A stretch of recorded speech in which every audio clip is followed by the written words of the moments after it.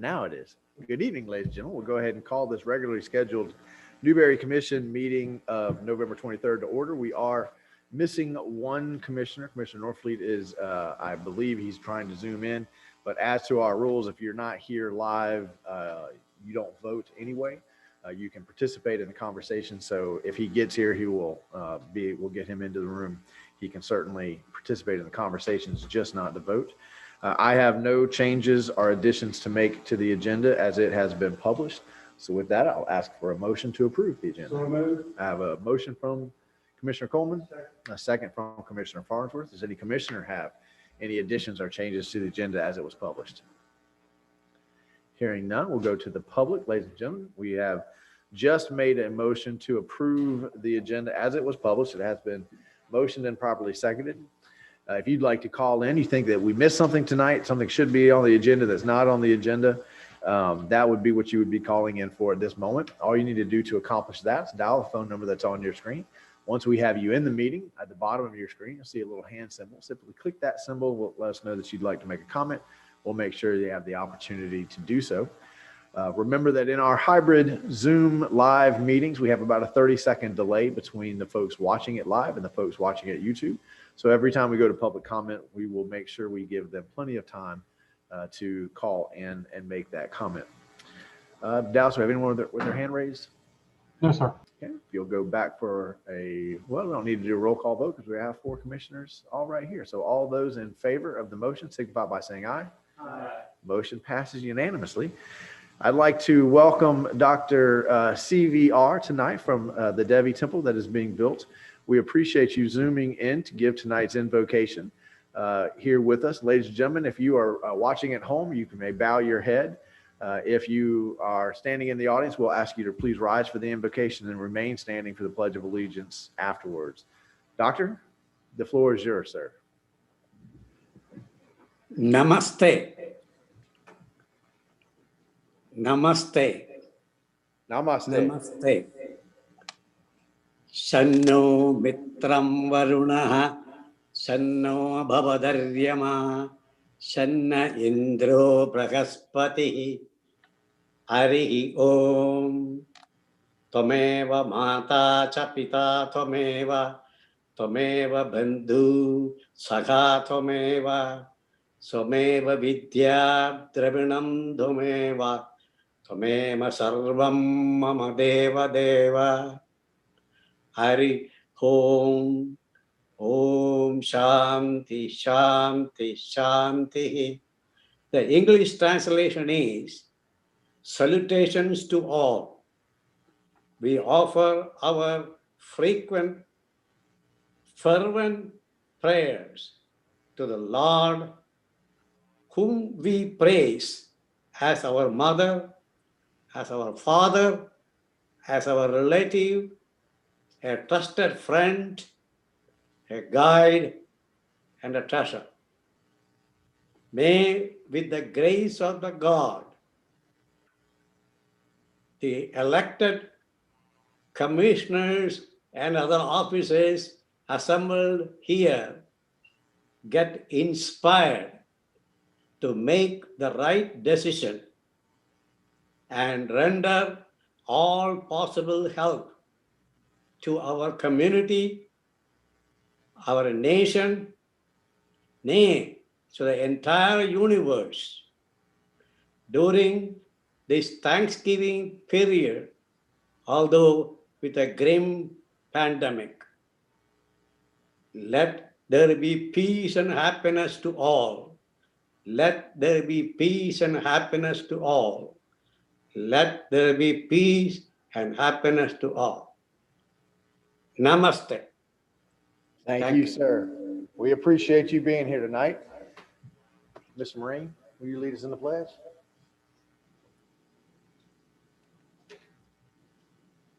I pledge allegiance to the flag of the United States of America and to the republic for which it stands, one nation, under God, indivisible, with liberty and justice for all. Thank you, Doctor. We appreciate you being here. Have a wonderful evening. Okay, we have no presentations on the agenda tonight. That'll take us to public announcements. Dallas, if you'll put our phone number back up on the screen. Ladies and gentlemen, your commission likes to make sure that you have the opportunity to engage with them. And so we set aside a time at the beginning of the meeting to make sure you have the opportunity to do that without having to wait all the way to the end of the meeting. We give you a 2-minute time frame at the beginning of the meeting. At the end of the meeting, you'll have a little bit longer time frame. So if you have a more controversial topic you'd like to address the commission on, we recommend you wait till then. But if you have something you'd like to announce, something you want to let the commission know is happening, now would be a great time to do that. We'll begin with live comment. And if you're at home, just dial that phone number. We'll get you in to the meeting. Click that little hand symbol at the bottom, and then we'll make sure we get you in the queue. Do we have any live public comment? Come on down.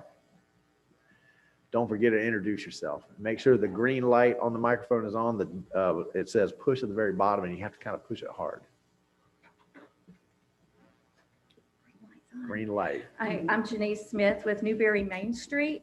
I just wanted to let you all know about Small Business Saturday, which will happen this Saturday, November 28th. In 2011, the Senate unanimously passed a resolution to support Small Business Saturday, and all 50 states participated. This year, Newberry Main Street applied to become a national champion so that Newberry could participate. And I mean, you can participate anyway, but we kind of like sponsored that. And so we are doing that along with our Shop Local. So it will start November 28th. The event will last through December 12th. And on the 13th, maybe the 14th, because I didn't realize the 13th was a Sunday, then we'll have prizes that are awarded for that period that people shop between November 28th and December 12th. So shop local, spend at least $10 in one of your stores, and your small businesses will appreciate it. And just remember, when you shop local, an actual person smiles. Thank you for that reminder. That's one. Always have a great time on Saturday. 12th, December 12th. Thank you. And don't forget, do you have to keep the receipts? You keep your receipts. You'll be seeing little blue and white banners, some that have balloons. There'll be little bags. The businesses that are participating will have little things, trinkets to pass out, stickers, badges, just a variation of things to pass out to the shoppers. There were a lot of really good awards last year. I forgot to keep my receipts though. Otherwise, I'm sure I would have won. But Commissioner Coleman. You know, the Rotary Club over back when I lived in Mayo years ago, they stamped, they had all the businesses stamp, this dollar come from Mayo, Florida, blah, blah, blah. And it was interesting to see how the money moved right there in that town. I think that would be neat if we did that. Mike, let's get that stamp. Okay. Amazon, $18, right? Let's get some stamps. I want to see that $5 bill. Do you know of a stamp maker? No. Well, Miss Janice, you get one of our local businesses to make stamps, and we'll buy them. We have lots of other promotion things like that that are going to be coming up. So just watch for it. All right, we'll watch for those promotional materials. So you might be getting a tax for it. I love it. Any other live comments during public comment? Dallas, do we have any virtual hands up? Okay, well, that'll take us to our consent agenda. I have a motion to approve the consent agenda as it was published. I have a motion from Commissioner Martin, a second from Commissioner Clark. All those in favor signify by saying aye. Aye. Motion passed unanimously. That'll move us to our first public hearing and ordinance. And I believe, Jamie, are you going to take us through some Scrivener's errors in the ordinance we passed that we need to correct? Is that right, or is this Mike? Yes, sir. I'll take you through it, Mr. Mayor. Thank you, sir. This is, as the mayor was speaking to, ordinance that you saw last month, ordinance 2020-23, amending the Chapter 98, Division 2 and 3 of the Code of Ordinances to reflect that water and wastewater system development charges will be calculated based on water meter size on first reading. And number 2, authorize staff to advertise a second and final reading and direct staff to schedule that reading. We first brought this before you September 14th, and then on second reading September 28th. Subsequent to that, we determined that there was a Scribner's error, and out of abundance of caution and in consultation with the city attorney's office, we decided to bring it back for you. Unfortunately, I discovered just a few minutes ago in your backup documents that the Scribner's error is still in your backup documents on page 18. So I would ask that you would pass this on first reading with the caveat that section 98-94, paren A, the strike through section should be underlined on page 18. Thank you, Mr. Jones. Do I have a motion to pass this on third reading? Mr. Mayor, that's exactly right. We agree with Jamie. Oh, I'm sorry, Commissioner Coleman. I didn't. Scott, are you talking? I am. Can you hear me? Now I okay? can hear you. Okay, sorry about that. I would agree with Jamie's assessment. This is out of an abundance of caution, and rather than letting it slip through, we just said, why don't we just run it through again and be safe on it. So Jamie's exactly right about that. I'll read this by title only, Mr. Mayor, and then we can put the motion on the floor. This is ordinance number 2020-23, an ordinance pertaining to utilities within the city of Newberry, amending Division 2 and Division 3 of Article 6, Chapter 98 of the Code of Ordinances of the city of Newberry, pertaining to water system development charges and sewer system development charges, repealing all ordinances in conflict and providing an effective date. Judy, I did get the right number on that ordinance, did I? Is that correct? Okay, thank you. Got it. That is the right, the appropriate motion is to pass ordinance number 2020-23 as read by title only, with the caveat, as Jamie said, the section on, I think it was page 18, that shows a strike through is actually underlined, Mr. Mayor. Thank you, Scott. And I was just kidding. We'll do this on first reading. Did I hear that motion? Yeah, move to approve 2020-23 as rewritten and any appendages that need to be added. I have a motion from Commissioner Coleman, a second from Commissioner Farnsworth. Any questions or comments from the dais on the motion on the floor? Hey, Dallas, if you'll put our phone number up. Ladies and gentlemen, we've come to item 3 on tonight's published agenda. It is correcting some Scribner's errors in our water and wastewater ordinance. If you think that there's another Scribner's error that we didn't catch, or you think there's something that the commission would benefit from hearing, now would be the appropriate time to call in. Let us know those things. There's a phone number on your screen. Dial that phone number. That'll get you into the meeting. Once you're in the meeting, at the bottom of your screen, you'll see a little hand symbol. Simply click that hand symbol. That'll let us know you'd like to make a comment. We'll go to live comment while we make sure that we give enough time for our time delay. Do we have any live in the audience that like to comment on the motion on the floor? Okay, Dallas, do we have anyone with their hand up? Okay, we'll go back. All those in favor of the motion on the floor signify by saying aye. Aye. Motion passes unanimously. Okay, that'll take us to item 4, which I believe is Brian is going to talk to us about a petition to abandon a public utility easement. Brian, you have the floor.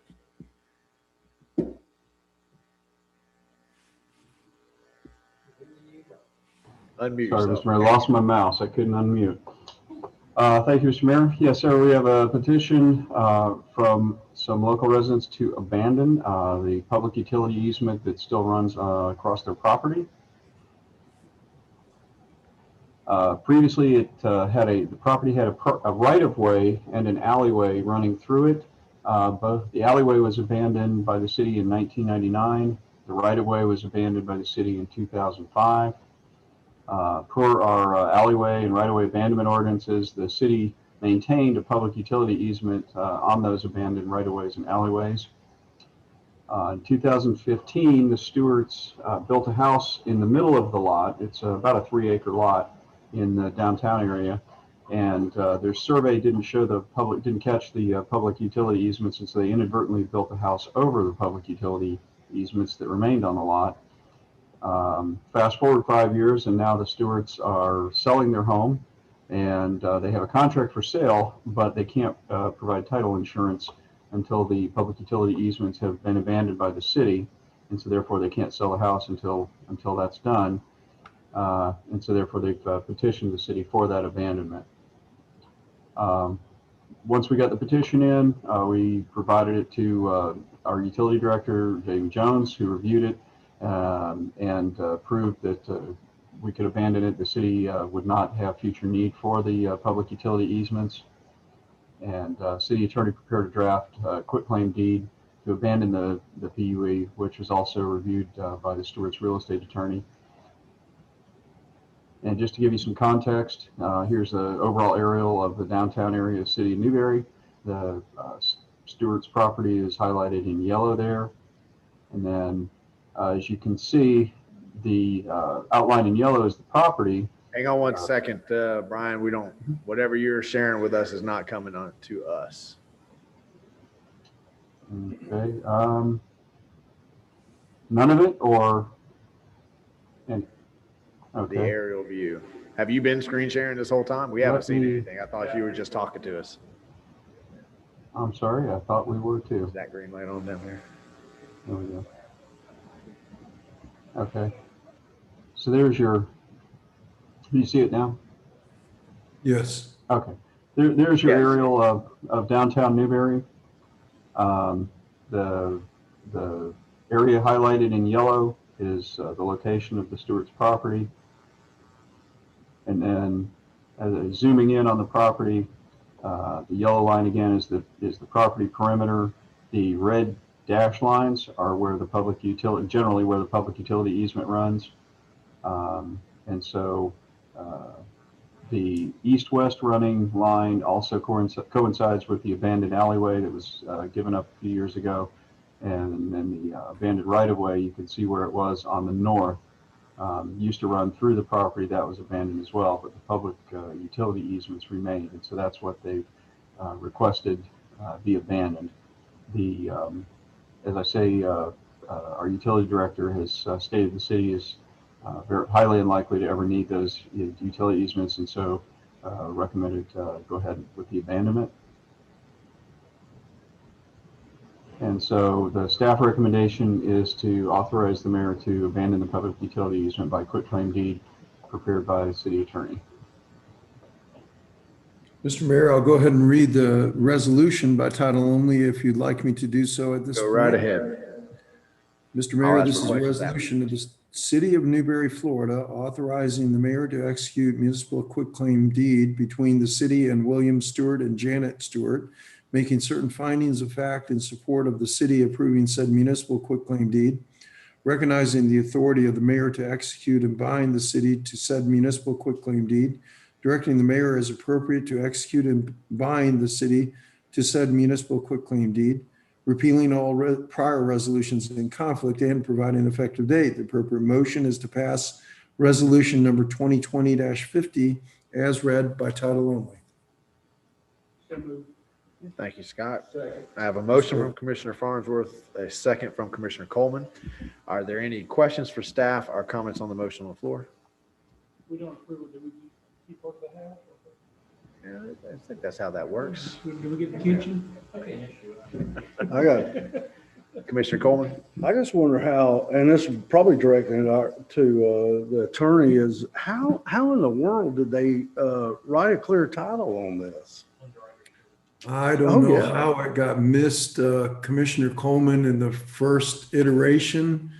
It's real standard for us to reserve a public utility easement over and across, under and beneath the abandoned, what did Freddie Wormack call them, the honey wagon alleys.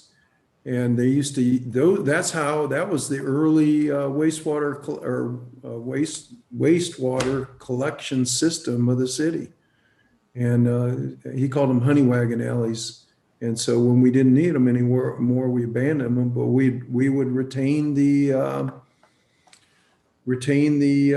public utility easement. So you're right. I don't get it, but we're fixing it now. That's the good news.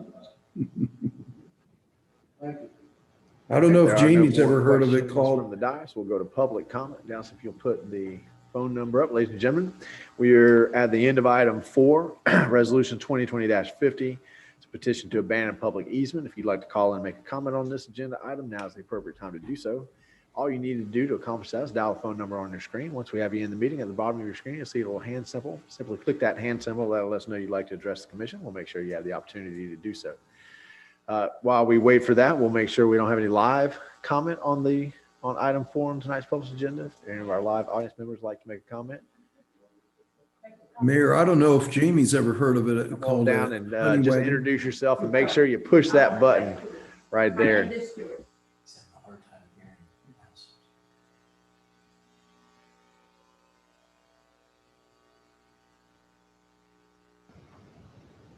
I'm sorry. Anyway, we built this lovely house and I got the property from my parents and they had passed away.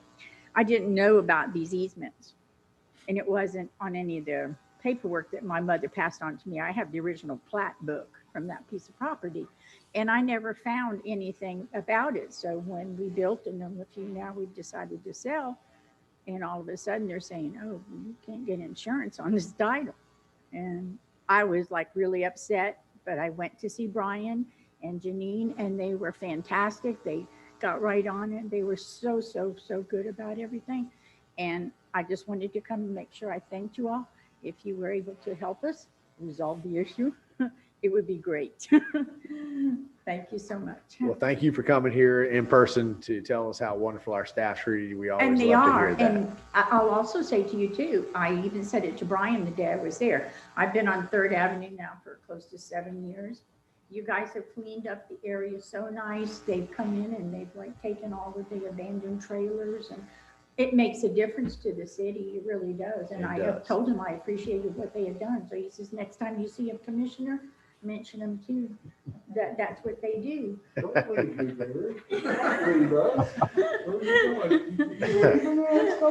just Well, moving to yeah. another spot in Newberry, right? I'm sorry. You're just moving to another place in Newberry. No, actually, I'm moving out in passing in another little area. They haven't voted yet now.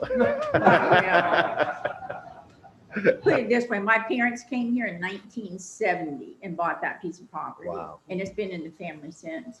And now I still have a sister that has a little house and 3 lots that's right in the same neighborhood. So Newberry will always be in my heart, no doubt. Well, we wish you well on your journey. We appreciate you coming And thank here. you all so And much. we'll try not to give you any more easements as a surprise Christmas I present. or know, I anything like don't that. need any of those. Thank you so much. Ryan, do we have any virtual hands up in the air? Okay, if not, we'll come back to the commission. All those in favor of the motion on the floor signify by saying aye. Aye. Motion. We had a motion from Commissioner Farnsworth, a second from Commissioner Coleman. That was a unanimous aye. Did you? Aye, unanimous, passes unanimous. And this will take us to item 5 on tonight's published agenda. A financial budget amendment resolution 2020-49. Dallas, do you have a presentation or do you want to go straight to reading of the resolution?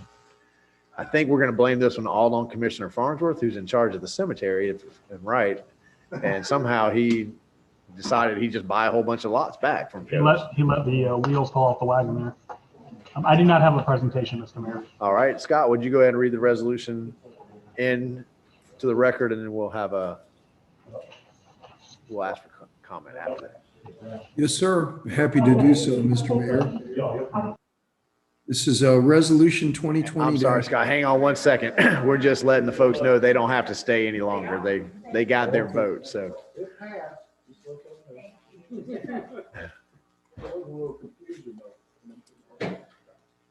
Okay, sorry for that, Scott. Now we're ready. Hey, no problem at all. You're on, Mr. Mayor, this is Resolution 2020-49, a resolution of the City Commission of the City of Newberry, Florida, adopting final amendments to the fiscal year 2019-2020 budget and providing for severability, conflicts, and effective date. Appropriate motion is passed Resolution 2020-49 as read by title only. Thank you, Scott. Do I have a motion to pass the final budget amendment? I have a motion from Commissioner Martin. A second from Commissioner Clark. Are there any questions for staff about the motion on the floor? No? Okay, Dallas, if you'll put our phone number up. Ladies and gentlemen, we've come to item 5 on tonight's published agenda. It's a final budget amendment. I think it basically comes down to some lots that we are by law required to purchase back that people no longer needed. It's a small issue, but we need to amend the budget. So if you'd like to call in and make a comment about that, phone number is on your screen.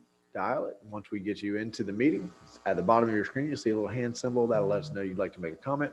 We'll make sure you have the opportunity to do so. Do we have any live comment on the motion on the floor while we're waiting for our virtual participants? Seeing nothing live. Dallas, do we have anyone with their hand up? No, sir. Okay, we'll come back to the commission. All those in favor of the motion on the floor, signify by saying aye. Aye. Motion passes unanimously. That'll take us to our agenda items. First item on tonight's under agenda is the USDA Farm Services Agency County Committee election. Mike, are you going to take us through this one? Yes, Do you have voter sheets for us or for this one or not for this one? Because we only have 2 applicants. You take it and then I'll ask questions after. thank you, Mr. Mayor. We do not have voter sheets because we only have 2 applicants and figure the commission will make a nomination and they will vote for the nomination. This is the USDA Farm Services Agency County Committee election. We do this every 3 years. So there's USDA has funding and they provide services throughout the state of Florida. The oversight committees for the services they provide in Alachua County are called county committees. And so once every 3 years, we get a letter from USDA saying, please vote. Newberry, please vote on your representative. They give us 2. It's the same 2 as we voted for last 3 years ago. Unfortunately, I didn't have an opportunity to check the records to see who you selected 3 years ago. And they've asked for we get the ballots back by December the 10th. So there's 2 candidates. It's Curtis Lee Phillips III and Ura L. Robinson. Both live in the Archer area. They live within the district that they're serving, which is also our district. It's a 3-year term. There's backup information includes the brochure about what the FSA is and what county committees are in documentation. But they ask us to, by December the 7th of 2020, select as a community either Curtis Lee Phillips III or Ura Robinson. And last time when we did this, while I don't remember who we selected, I do recall that it took 2 meetings to get there. It was such a confusing item. This is kind of a nebulous thing. Jamie Jones was really the only person that I knew that knew what was going on. I believe Commissioner Norfleet probably has a pretty good idea as well. But he explained to me, this is an oversight committee to make sure USDA, the programs available to our community are being administered the way that our residents want them to be administered. That is the short form of that. So, Mr. Mayor, that concludes my presentation. If anyone has any questions. I remember, I have a vague memory of this issue. We knew nothing about either candidate. And I think we sent it back to say, we got to know something. I think those names sound familiar. It might be the same 2 applicants applying for the same board again. So, Mr. Mayor, if the commission so desires to defer this item to the last item on the agenda, I will tell the commission who they selected. Just move it back to the very end, table it until the last item on tonight's agenda, and I will do the research and let you know who you selected last time, if that makes any difference. would that make any difference? Sometimes there's an idea of if you got 2 people who've been vying for it, give the other person a chance. Sometimes you want to keep that institutional knowledge. All I was asking, this all. Is your mic on? Yep. Being, That is it. this is it. This is the. Okay. So the only thing the manager is offering, he can tell us who we picked last time, just so we would. They won't weigh on my decision. I'm gonna base it off what's sitting here in front of me based on their abilities. Anybody else want to wait or just want to go ahead and do it now? They're both farmers. They're both From Archer. from Archer. Just do it now. Somebody throw a name out. Commissioner Clark. Go I ahead. have, Mr. Ura Robinson, Okay. based on the farming and whatever else he's done right here, so. I have one motion for Mr. Robertson. Second. I have a second for Mr. Robertson. Anyone else want to make a case for Mr. Phillips, the third? No, but I make a case for Mr. Robinson. Okay, hearing none, I have a motion properly seconded, a nomination, properly seconded, so we don't have to go to public comment, right? Because this is just a nomination. Well, we'll see if either of them are zooming in. Okay, nothing else from the dais? Dallas, do we have either Mr. Phillips or Mr. Robertson zooming in to make a case for themselves? I do not see him in the Zoom, no, sir. Okay, all right. So I'm not going to go to public comment because this is a nomination. All those in favor of nominating Mr. Robinson, signify by saying aye. Aye. Okay, motion passes. Motion passes 3-1 with Commissioner Martin in dissent. Thank you, Mr. Robinson, for your willingness to serve. Okay, that's going to take us to item number 7, is appointment to fill a vacancy on the Historic Architectural Review Board. You should have this sheet of paper on your dais, on the dais right now. I'm going to ask Mike or Wendy. I have both of you listed as leading this item. We're not ranking. There's no 1 through 5. There's just put a check mark next to the person that you want to appoint to the HARB. And again, you guys created a Historic Architectural Review Board that has 5 people that are the P&Z members and 2 people that are at large that you can appoint based on their expertise, based on whatever it is that you want to whatever reason you want to appoint them. Wendy, did I miss anything? That this board is pretty familiar with the HARB, so I don't feel the need to go into what the HARB does. No, you got that exactly right. Just have one position to appoint to fill one vacancy. Okay, thank you, Miss Wendy. So I'll give you a second. Please put your name. This is a public record, so put your name at the top of the sheet and then put an X or a check next to the name that you want. And then if there's a tie, we'll just keep going through tiebreakers until we have an appointment. Commissioner Clark. You're appointing one. There's one vacancy. So we had one person leave. So there's one vacancy, and we've had that vacancy for a while now. So we've got to put one more person on there. You've got their information in the backup material, so you've read through all of that.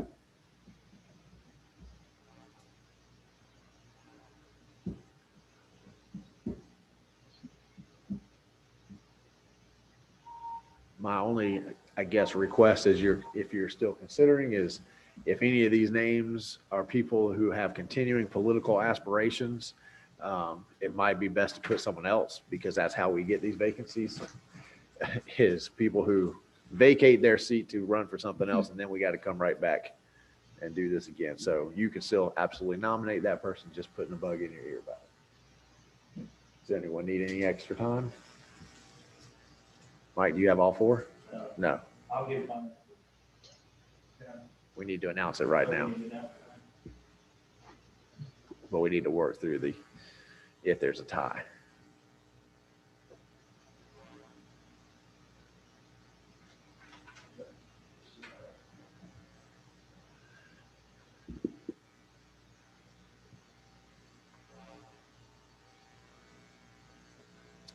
Mr. Mayor, we have 3 votes for Montalto and 1 vote for Smith. Thank you, Mr. Manager. Mr. Joe Montalto is our new board member for the Historic Architectural Review Board. We want to thank him for his service. For everyone else who was not nominated this time, please don't let that discourage you. Keep those applications in. We have lots of openings on lots of boards. They happen frequently, and we would love for everyone who wants to participate to be able to have the opportunity to do so. That's going to take us to item 8, which is acquisition of property adjacent to the city cemetery. Mike, Mr. Mayor, I believe staff may want us to read that resolution. Sorry, Scott, I just caught that you're talking now, It's a resolution. but I cannot hear you for some reason. And I've got my earphone in and I've got the speakers. Are your speakers on? You know, let me try to get a little. I'm sorry, closer. there is a resolution to appoint that, so we needed to read that resolution. I apologize. I got into my appointment phase there, so let's back up 1 second. Scott, go ahead and read the resolution with Mr. Montalto's name in there, and then we'll ask for a motion. Mr. Mayor, this will be resolution, and how's my volume now? Is that better? Does that seem a little bit better? Okay. Much better. Thank you. Resolution 2020-51, a resolution of the City of Newberry, Florida, appointing members to the Historic Architectural Review Board of the City of Newberry, Florida, establishing calendar year appointment terms, repealing all resolutions in conflict, and providing an effective date. I won't read the entire resolution, but Jordan Marlowe, our mayor, is non-voting ex officio of the commission representative and serves in conjunction with his commission term. Peggy Loy is a 3-year term member. Her term will end on April 30th, 2022. And then Joe Montalto was just appointed to this board by this resolution. He will serve a 3-year term. His term will end April 30th, 2022. Bill Conrad, 3-year term, ending April 30th, 2022. Gavin Johnson, 3-year term ending April 30th, 2022. Linda Woodcock, 3-year term ending April 30th, 2022. Jessica Baker, 3-year term. Her term ends April 30th, 2023. Naeem Erchard is a 3-year term. His term is ending April 30th, 2023. The appropriate motion is to pass Resolution 2020-51 as read by title only. Thank you, Scott. Do I have a motion to adopt that resolution? I have a motion from Commissioner Coleman. Second. A second from Commissioner Clark. Any questions or comments from the dais on the motion on the floor? Seeing none. Dallas, if you put our phone number up, ladies and gentlemen, we have come to the end of agenda item number 7, appointing a vacancy, or filling a vacancy on the Historic Architectural Review Board. The commission has appointed Joe Montalto to serve in that capacity. If you'd like to call in and make a comment or have your question on this agenda item, the phone number on the screen will get you into the meeting. Once you're in the meeting, look at the bottom of your screen. You'll see a little hand symbol. Click that hand symbol. That'll let us know you'd like to make a comment. You'd like to address the commission. We'll make sure you have the opportunity to do so. Dallas, do we have anyone with their hand up? Okay. All those in favor of the motion on the floor signify by saying aye. Aye. Motion passes unanimously. And now we will go to item 8, which is the acquisition of property adjacent to the city cemetery. And is that Mike? You're not in a problem. You can stay. You can stay. Thank you, Mr. Mayor. As you mentioned, we are going to discuss the acquisition of some property that's adjacent to our cemetery, and I am going to share my screen. While the manager is sharing a screen, the question that Commissioner Coleman asked, just so the record has it straight, this item has to do with family members potentially selling property to the city of Newberry. This does not have financial gain to Commissioner Coleman.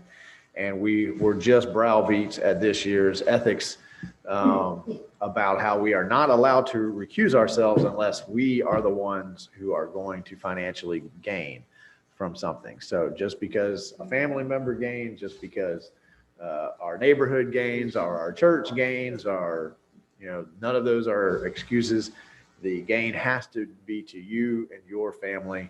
And Scott, if I'm not getting that right, now is your last chance to pipe in and say, no, actually, Commissioner Coleman, the mayor has that all wrong. And since I'm having trouble hearing you, Scott, if you're talking to me right now, Mr. Mayor, you've recited the issue as to the requirements to vote exactly correctly. So I think you've said it.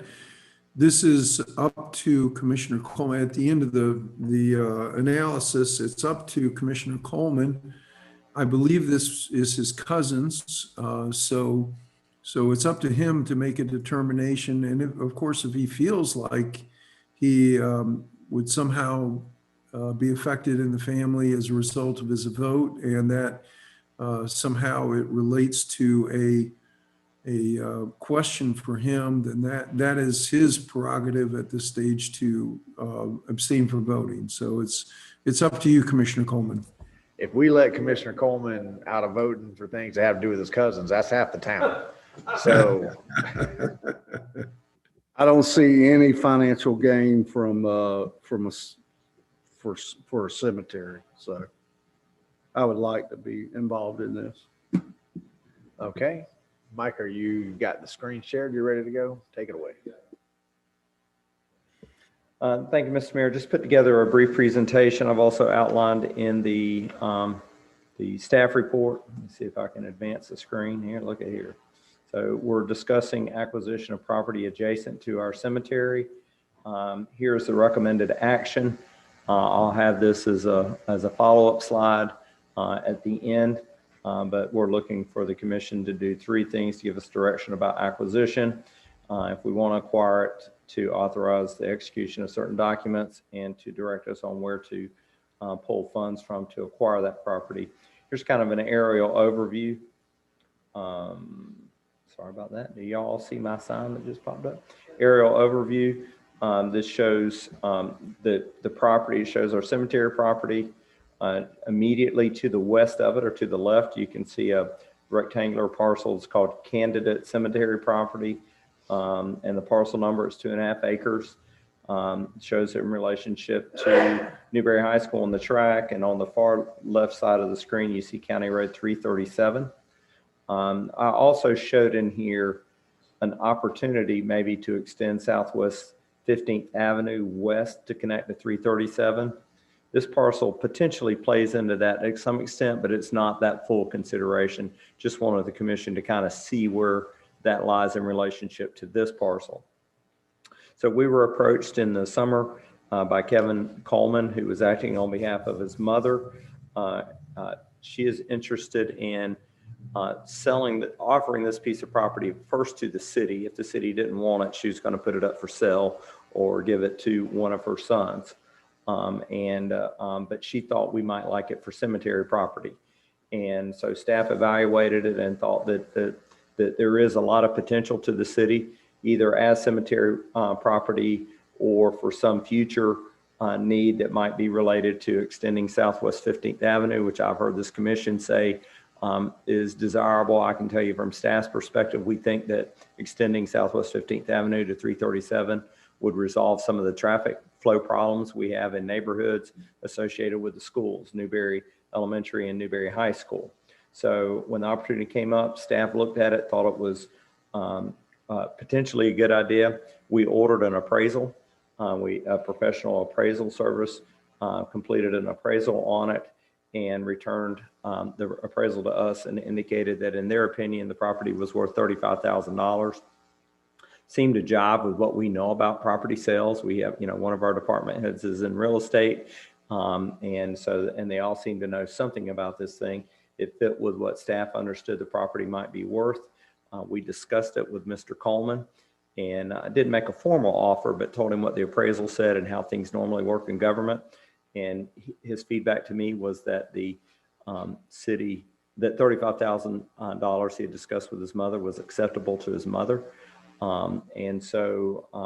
We thought we would bring that to the commission for consideration. Let me see what other slides I've got up here.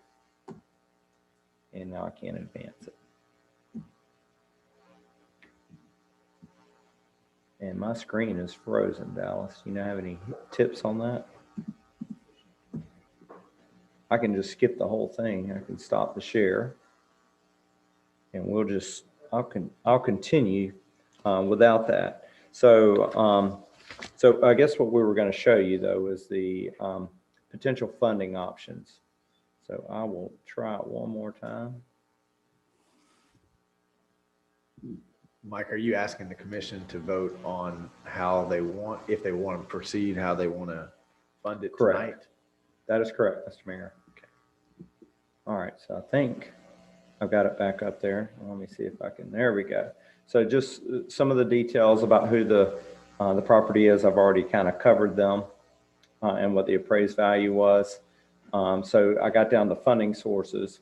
So in our approved budget, which was became enacted and was put in place on October the 1st of this year. We didn't include funding for this. Didn't anticipate that it would come around quite so quick to us, but we still developed at least 3 alternatives for the commission's consideration. We could approve funding out of this out of contingency. Now the commission has already authorized $17,000 in expenses from our contingency. So we have 33 of the approved budget, which was 50. We have 33 available. If the commission says, Mike, get it out of contingency, we'll use contingency and we'll find $2,000 just from something that came in $2,000 cheaper than we anticipated that it would when we were putting together the budget. Or we could use general fund reserves and kind of preserve the contingency. Our general fund reserves have a sufficient balance that if the commission were to direct us to pull $35,000 out, we still wouldn't drop below the emergency reserve threshold that the commission has asked us to maintain, which is 2.5 months average monthly expenses. Or the commission could say, Mike, this is the type of expense. We're willing to do it, but we just want it to be put in next fiscal year's budget. I have not discussed that with Mr. Coleman. During our negotiations and our discussions, I got the impression that there was some urgency to this. And I know that this commission has a kind of a premise that when we set a budget, we stick with the budget and we don't go willy-nilly just changing the way we purchase. And staff respects that. I would offer for the commission's consideration, though, that there are some things that just pop up in the middle of the year that we're not aware of and that we need to be opportunist. And I would be willing to have a conversation with Mr. Coleman about whether he would wait until next fiscal year. But I got the impression that that was not preferred in any way, shape, or form. They wanted to move ahead now. There are some other components to this that the commission will see in maybe 60 to 90 days. And he asked that I separate them and just go ahead and get this on the dais for the commission's consideration, which I took as a sign of some urgency. So when I say there's opportunities, they present themselves, and then sometimes those opportunities go away before we can get to the next budget cycle. I'm ready for questions. Okay. And Mike, could you go back to the aerial, because you said it. I absolutely will, Mr. Mayor. But I want to make sure that the folks watching at home understand, because for me, this issue isn't about the 2 acres adding onto the cemetery. It's about the potential of the connectivity from 15th to 337, what makes this a central topic for this board's consideration and worthy of the urgency of getting it in front of us right now. So if you'll put that up for folks watching at home, just that we have that aerial shot. Mr. Mayor. Commissioner Coleman. Well, I asked if it was okay. The urgency is that there's 4 brothers and they're working out right now, splitting all the Melvin Coleman land up between the 4 brothers. Well, this parcel happens to be right there next to the cemetery, and I mean, I know which brother would end up with it, or I don't know. It's where it's sitting at, and so that's what do we call that? I can't think of the word of it right now. Yeah, they're doing, and so that's part of the urgency.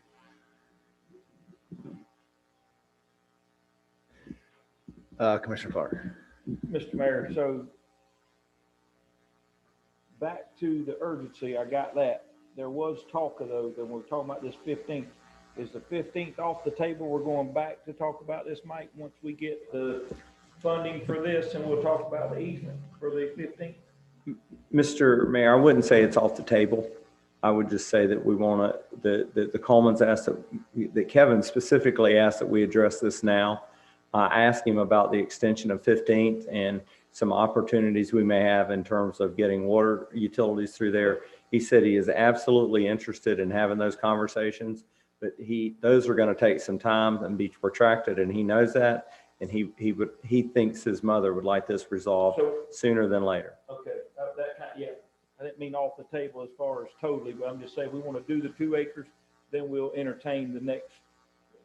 Well, Mr. Mayor, then I need to recruit because we've talked about the 15th Avenue and I have potential income there. And then here we're bringing this into the conversation and it's scaring me. Hang on one. I mean, I'm not trying to talk you out or accuse yourself, but the topic in front of you right now is just the 2 acres. I want the Commissioner Clark attorney is just to- I asking. want- I'll As bad as ask I've him. had it. I get you. And I'll have Scott come back in here, but for the people watching at home, I don't want us to get confused here. It was a good question Commissioner Clark asked, but the question and the topic in front of us here tonight is just the 2 acres and whether or not we want to get that 2 acres and how, if we do, where do we want the funding to come from? Now, it's a domino effect. If we don't have those 2 acres, then the 15th, it could potentially be off the table because we may have to deal with 4 separate people. That entire easement is owned by one person that would have the ability to negotiate that. So Scott, either advise Commissioner Coleman because of the relationship between the 2 acres and that he needs to recuse himself, or Scott, are you with me? Oh, there he's coming back. But ladies and gentlemen at home watching tonight, all we are discussing is the 2 acres and the 2 acre purchase. Scott, did you hear Commissioner Coleman's concerns? Mr. Mayor, I really didn't catch it. Rich and I were talking about another item, so I didn't catch the concern. Okay, I'm going to let Commissioner Coleman relay what he's worried about to you, and then you can give him some advice about whether he should recuse himself. The purchase of this is, I mean, I know it's 2 separate items, but it works itself in because we're even having conversation tonight about expanding the 15th Avenue where I do have potential to gain from that. Okay, then I'll recommend that Even though I know you. it's 2 separate items, I just don't want to get myself in the wrong place. No, I agree, Commissioner Coleman. It's not worth it and abstain from voting then. Okay, so you have a form to fill out, Commissioner Coleman. That will take us, we still have a quorum. We still have 3, so we're still good. Any other questions just about the topic of the 2 acres?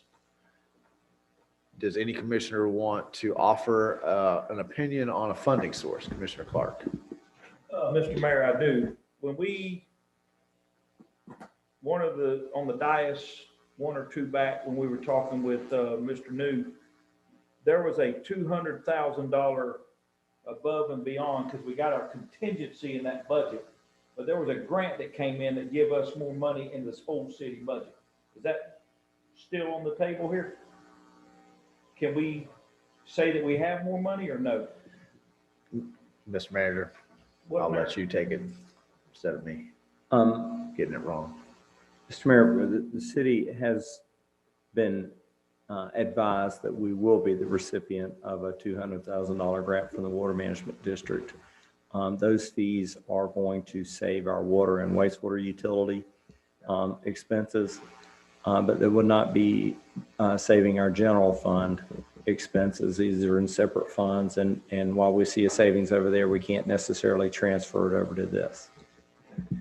I thought you were talking about the over and above the general fund reserves. No, I just remember Okay. the grant that came in Right, and I right. didn't know where it was going to fall, if we could use it or not. The only thing I would ask commission to consider beyond the urgency is that, we're in an ongoing lawsuit. I know we've said that we're going to begin with this number, but we haven't had an update from Scott about where that lawsuit is, what our prospects look like. We have financial partners in that lawsuit. But this may be a place where the general fund reserves on top of our emergency reserves are more appropriate than the contingency funds, just because we're just starting this year and we're already down to 33. But at the end of the day, I think this board sees the vision of the connectivity and the importance of moving forward. So however you guys choose to fund it, I think we can roll with. So it's for someone to reach for the mic and offer up an idea. Commissioner Martin. I'd move to approve the recommendation by staff and just pull the money out of the balance of the contingency fund. Should something else later come up, we can certainly address that through reserve, and it's essentially kind of 6 of one, half dozen the other. So moved on the recommendation, pulling the money from the contingency fund and balance from the general fund. Did I hear a so moved in there? So Or was that a so moved? Okay, I've got two people in my ear. So I've got a motion to move forward using the contingency fund. Do I have a second for that motion? Second. I have a second from Commissioner, so a motion from Commissioner Martin to move forward using the contingency fund, a second from Commissioner Farnsworth. Mr. Manager.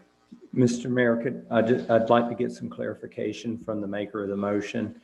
State law is fairly specific about how these acquisitions go in terms of how offers are made. So we've made an informal offer. The way that I've put the recommended action up there is that we draft a formal offer if accepted, and we anticipate it would be, then authorization to execute all the paperwork to go ahead and close the transaction out. Just want to clarify that that is included in your motion. That's what I got. All of that. Okay. Very good. Yeah. Thank you. Appreciate the clarification. Okay, so I have a motion from Commissioner Martin, a second from Commissioner Farnsworth. Any further questions or comments from the dais on the motion on the floor? Commissioner Martin? Just in the interest of full disclosure, I have talked with Kevin about this, but our conversations related in public to the process. I actually didn't come to find out about the price until I think the backup material came in, so that was never a discussion. And I did let Mr.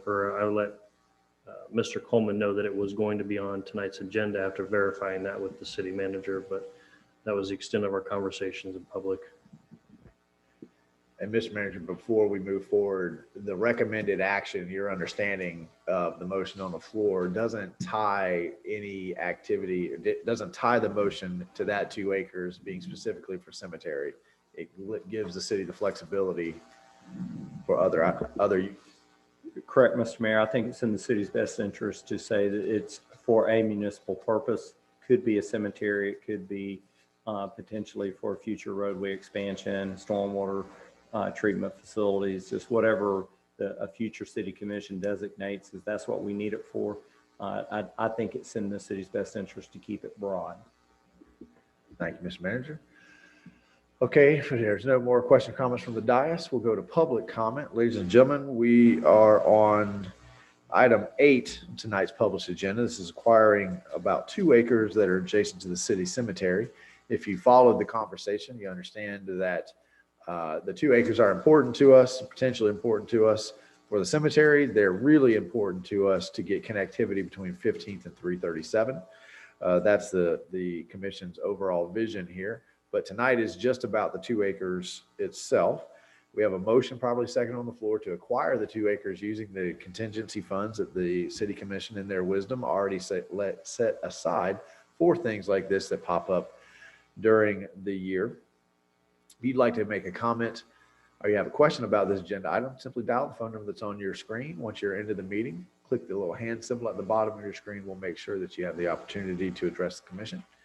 And we'll go to live comment while we wait to give you the opportunity to do that. Do we have any live audience members who would like to comment?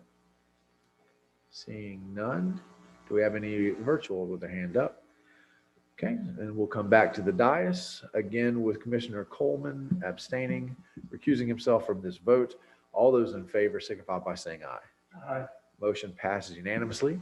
I'd like to, before we move on to item 10, which could be a fairly lengthy conversation, I want to commend staff on this item about the cemetery. This item came to my attention about 7 or 8 months ago. And while I understand that there may have been a miscommunication about who was initiating this project, that cost us a little bit of time at the beginning. When I first asked the city manager about it, we already had a survey, we had an appraisal, we had a plan for funding, and we had a long-term vision about the connectivity. So right after I had that conversation, I was bombarded over the next 2 or 3 weeks by people asking, what was the holdup? Why was it so slow? What was going on? What was happening? And I think that we need to take a step back sometimes and realize that we up here have to live by a different set of rules. So if I go to the city manager and ask a question, and he's already got a survey, already got an appraisal, already got a funding source, in my mind, then I am understanding of the fact that that means that we've had at least 2 or 3 staff meetings to figure out how this is going to work, to get a plan and all those kinds of things. So sometimes it's on us to relay that information back to residents who are used to being able to spit in their hand, shake, and the deal is done. We can't operate that way. We have to have public appraisals. We have to have surveys. We have to know where the money is coming from and can we legally do that and all those kinds of things. So I commend our staff for jumping on this. I think that once I got the whole story, that we've handled this in a fairly timely manner, and hopefully we can, do a better job of communicating with that to folks when they express their frustration at how slow government works. They need to go to the Tallahassee and they need to go to Washington, D.C., because most of those things are mandated that take so much time, are mandated back towards us, but some of them are for pretty good reasons. All right, with that, we'll go to item number 9, which is a discussion of tiny home neighborhoods. The P&Z had a very lively conversation about this a week or 2 ago. And while the conversation varied widely, it was a general consensus on the P&Z that they were very proud of Brian and Wendy for thinking outside of the box.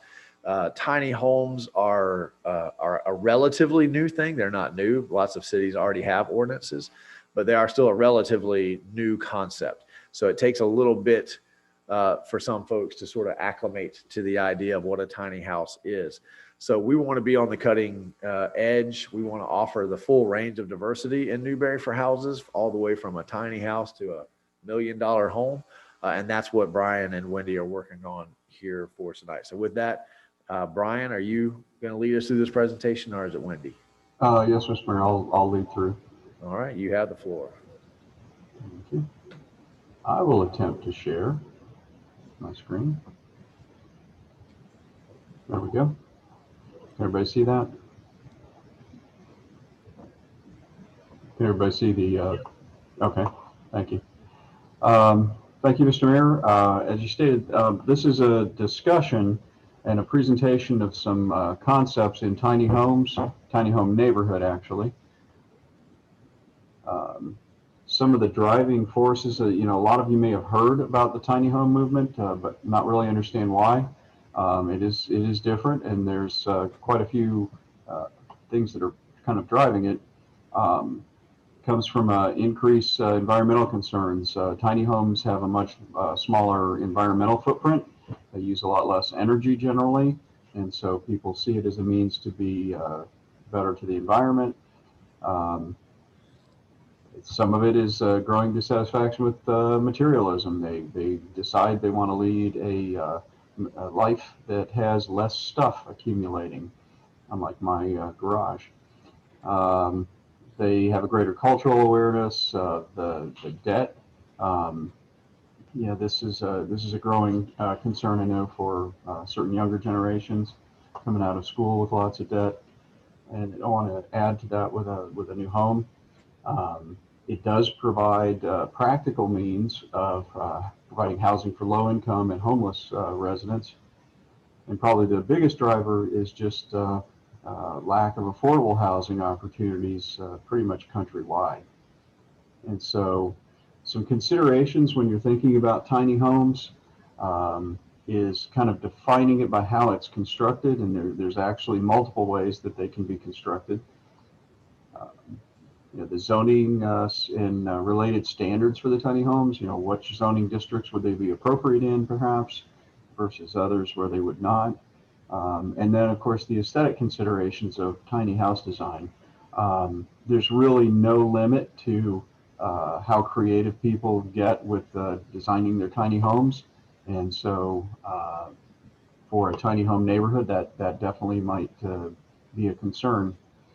And so like I said, there's very, very little limitation is your imagination on tiny homes, and some of them are done quite beautifully, like these, the interiors here, different styles.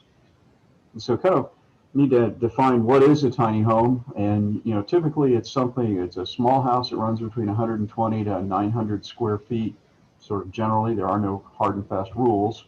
about what a tiny house is or how big it is. It can be site built like a regular house on a regular foundation.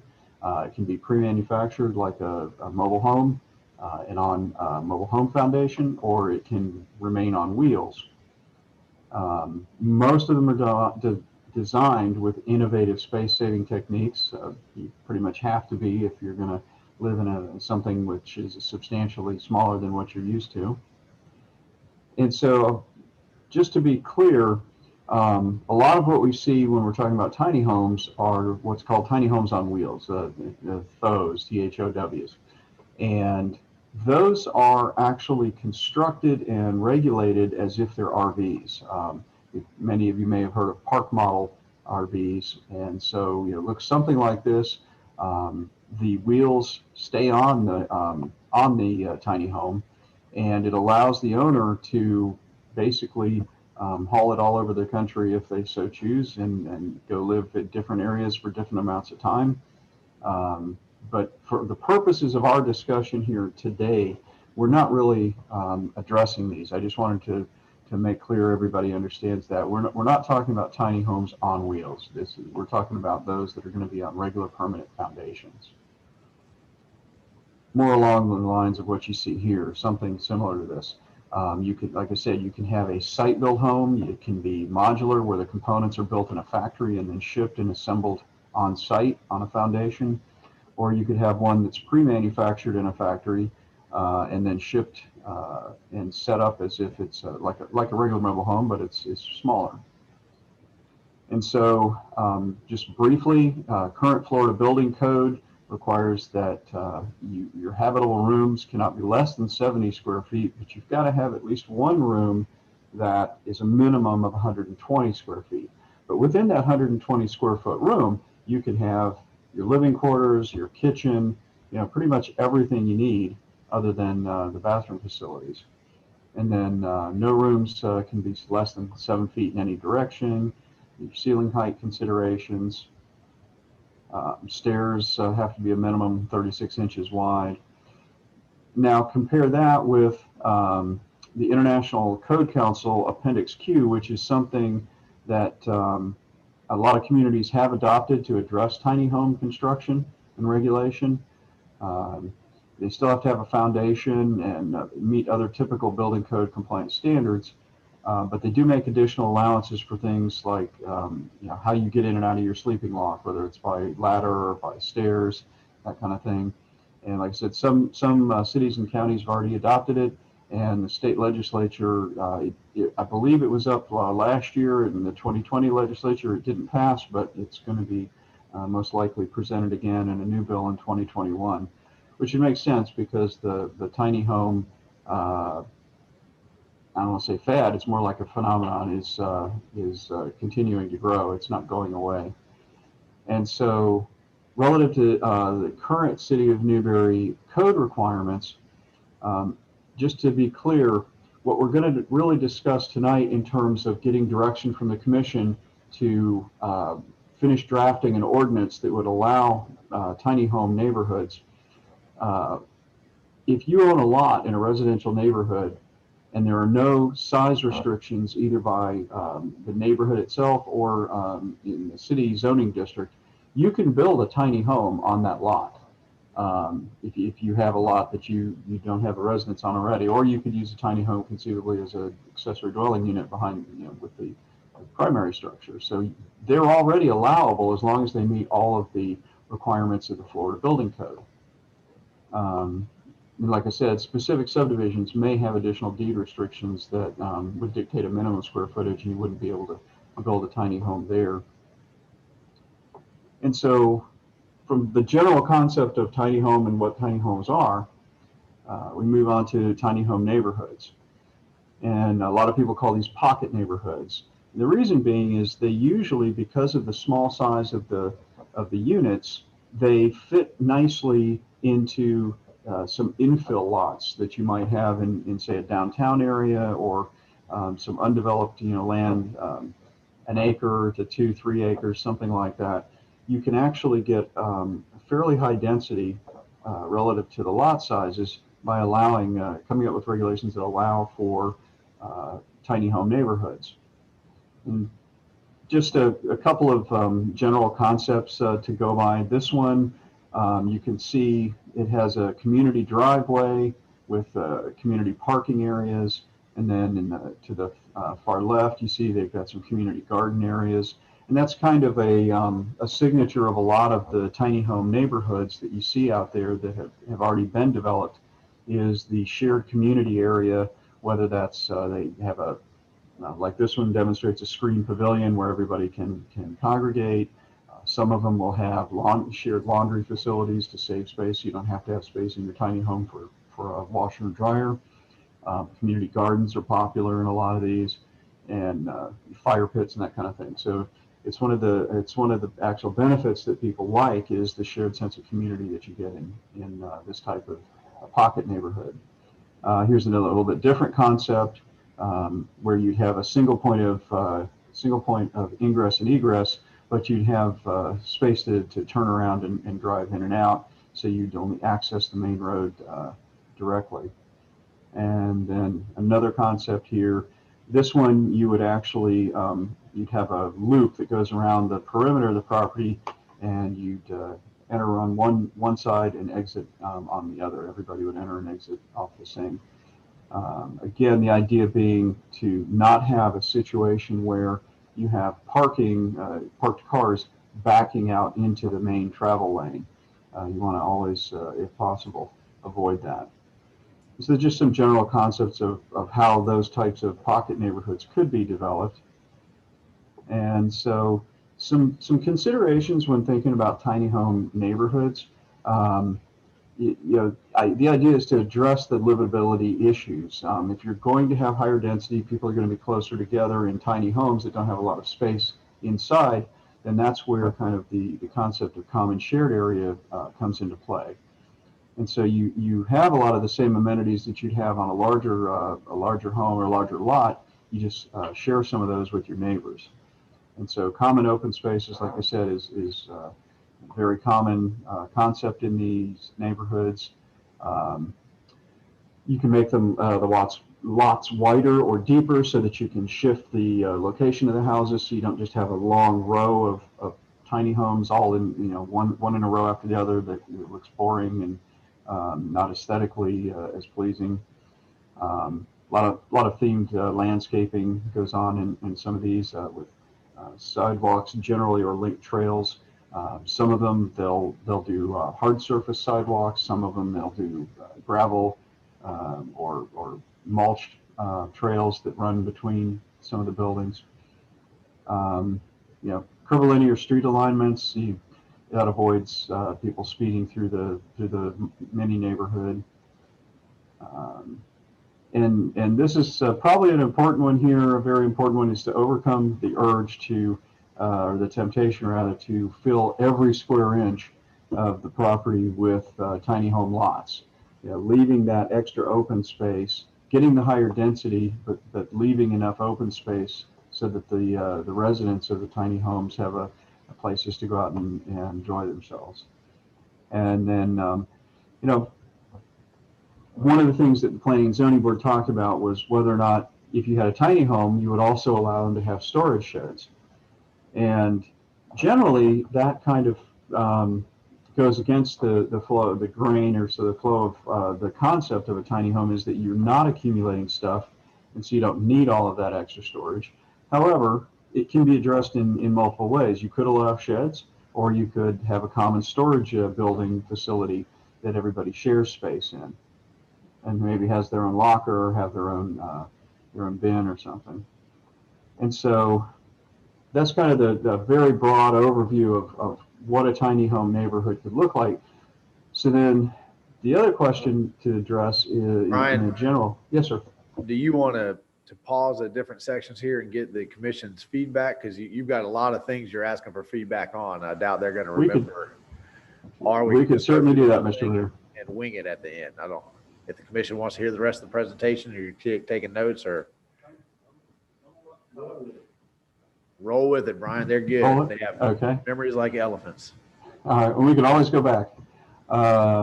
And so then the next question to kind of look at in a broad sense is, where should tiny home neighborhoods be allowed? The pocket neighborhoods be allowed? And so, should they be allowed in all residential zoning districts? They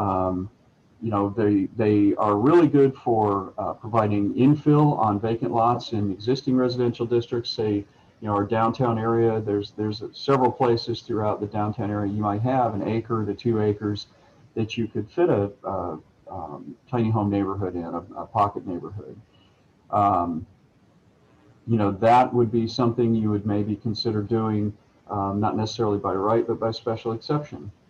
The other nice thing doing these higher density pocket neighborhoods is that it offers developers the increased density that they need to actually offset the cost for utility extension. A lot of times, if you have undeveloped lots in a generally developed urbanized area, there's a reason for it, and that reason oftentimes tends to be because they have an extra cost to run water or sewer, not necessarily water, but usually sewer is the expensive one, to that lot to make it feasible to develop on. And having the extra density, the extra number of units, sometimes can be that justification where if it was just one unit, if it's in single family zoning, you wouldn't want to pay the extra extension cost. But if it's 8 units or 10 units, then it becomes feasible. It makes sense. And should tiny home neighborhoods, we touched on that a little bit, allowed by right or by special exception? And actually, I think there's a place for both of those, depending on the type of subdivision. And so additional considerations are that if it's by right, wherever we would allow it by right, if you would allow it by right, you don't get the additional input from area residents, because by right means you can just do it. You still have to get your building permits and everything. And then if it's by special exception, that does offer potentially affected area residents the opportunity to present evidence in a quasi-judicial hearing. And so, areas where it might be acceptable to have it by right would be under the development of a totally new subdivision. Maybe you had a planned development or a planned residential development where they set aside a little bit of acreage specifically internal to the new development for a tiny home neighborhood. And so you're building a whole new subdivision from scratch, and you've done a set aside that would maybe be allowed by right. Areas where it probably would be, staff thinks would be more appropriate to have by special exception would be in your already developed areas that have infill opportunities, in vacant lots that you could put a pocket neighborhood in.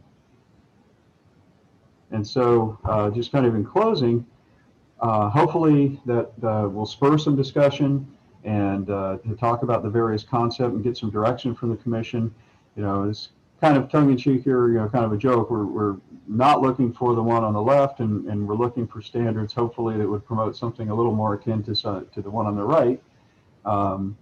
But staff has done some work on drafting a proposed ordinance. However, we would, at this point, really like some additional direction from the commission on whether you like this concept, and if you do, then any additional direction in terms of where you might want it by right, and the other concepts that we touched on here. So with that, Mr. Mayor, hopefully the commission has some questions. Okay, questions from the dais. Anybody got any questions, guys, you want to offer? I just, have we had anybody Mr. approach Farnsworth. us? Sorry. Have we had anybody approach us requesting to? We have had a couple of inquiries, one from a local potential developer and a couple of calls from outside. It's a growing phenomenon. Its popularity just continues to grow, and so we think this is something that's going to continue to be sought after. And also, too, this type of development provides an opportunity for things like a veterans village, or if the city wanted to actively promote low-income housing, you can definitely get a lot more bang for your buck in terms of developing a pocket neighborhood targeted to provide homes for low-income residents.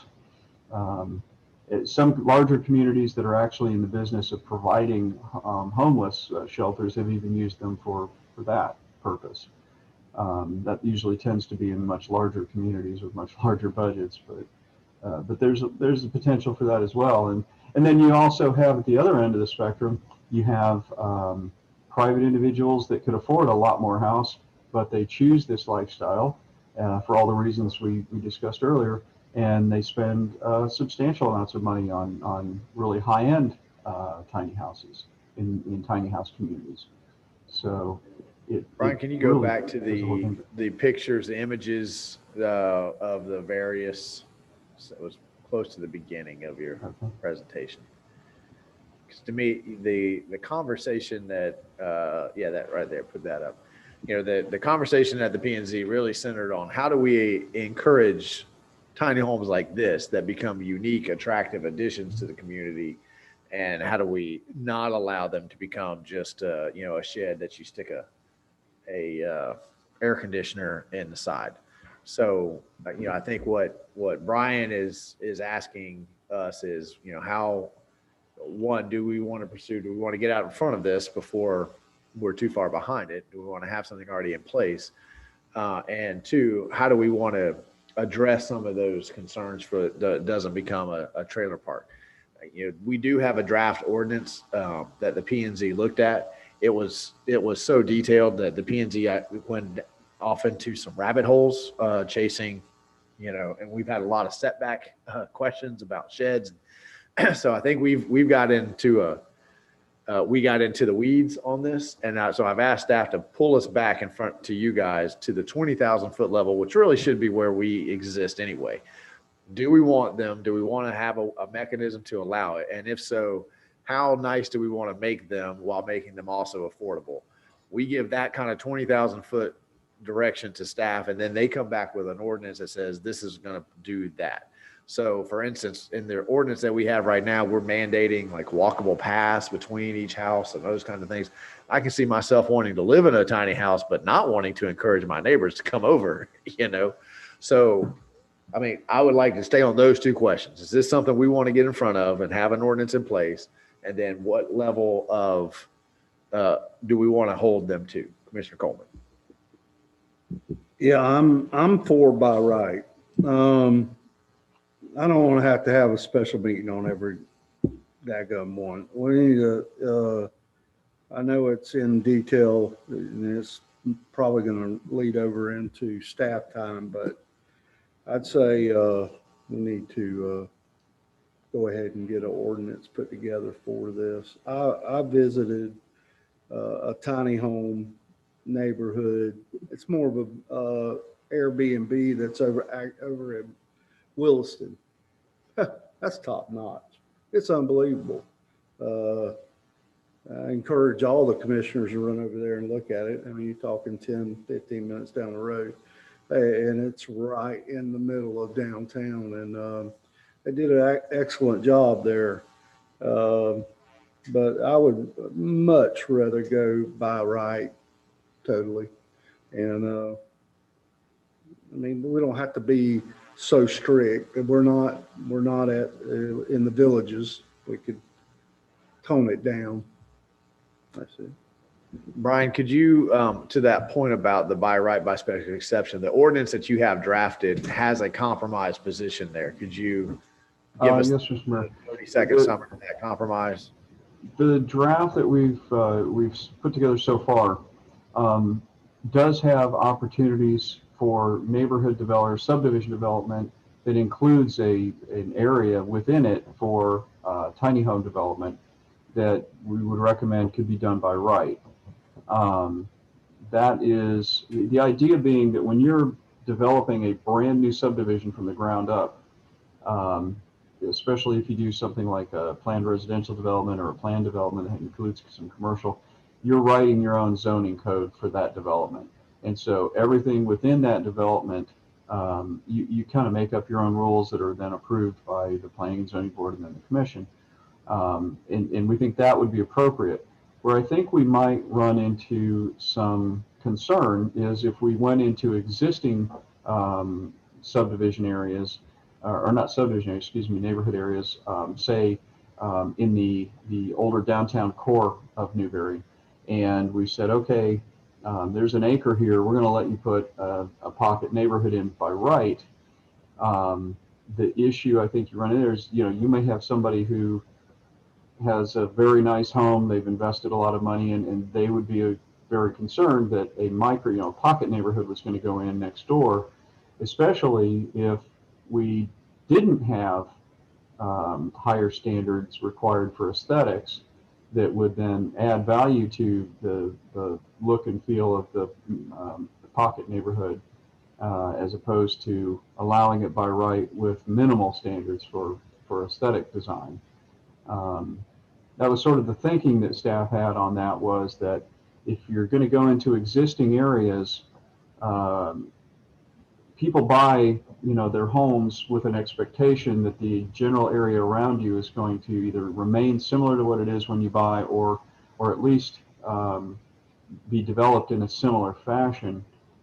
And so if you change the rules on that, then staff's opinion would be that you actually would need a higher level of aesthetic standard, probably design standard, to help eliminate those concerns and the potential for impacts on existing property values. All right. And I would Brian. also mention that we are talking Commissioner about two different animals when we're talking about the Williston. Oh. I'm sorry, Brian. I thought you were over, and then the mic went out on you. Oh, okay. I'm sorry. I was just gonna say we're kind of talking apples to oranges when you're talking about the development at Williston, Let's which not is go down that rabbit hole. okay. It's very nice, Yeah. but it's different. Okay, Commissioner Martin.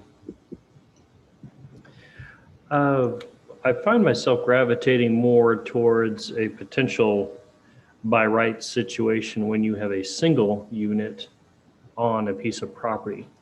I think if we get into multiple units on a single property, those probably, as we're just dipping our toe in the water, probably would benefit us to do those by special exception, and then we could potentially entertain changing that later on. But I think I'd like to try to wade slowly, I guess, and get our mind around and get our uses around and what this attracts, what kind of crowd it attracts and that sort of thing, before we just kind of open the floodgates, so to speak, and potentially even the single units. We may want Can I ask you to. a We may question, want to Commissioner? do. Because you already have the right to build a tiny home on a property Right. by yourself by right. That's what I'm saying. So we already have that. That already exists. I understand. I just didn't want to be misconstrued to think that. I'm hesitant to authorize a neighborhood by right. Getting an acre or two and then putting in 8 or 10 or how many you can squeeze in there. That I think will cause a little grief with the neighbors. So I think their input is important, especially as we roll this out. If it, 4 or 5 years down the road, if there's no issues, then maybe we can switch gears at that point. But until we get our mind around some of the stuff, I'd rather have the neighborhood set up as a special exception. Brian, is there any square foot minimum or anything like that for a single unit by right on existing property? Mr. Mayor, to Commissioner Martin's point, we researched that in the Florida Building Code, and there's nothing specified in the Florida Building Code that says a home must be at least this size. However, they do say that there has to be at least one room of at least 120 square feet, and non-inclusive of the bathroom facilities. And so we figure 120 square feet plus another factor for a small bathroom is probably the smallest practical that would be allowed under the Florida Building Code.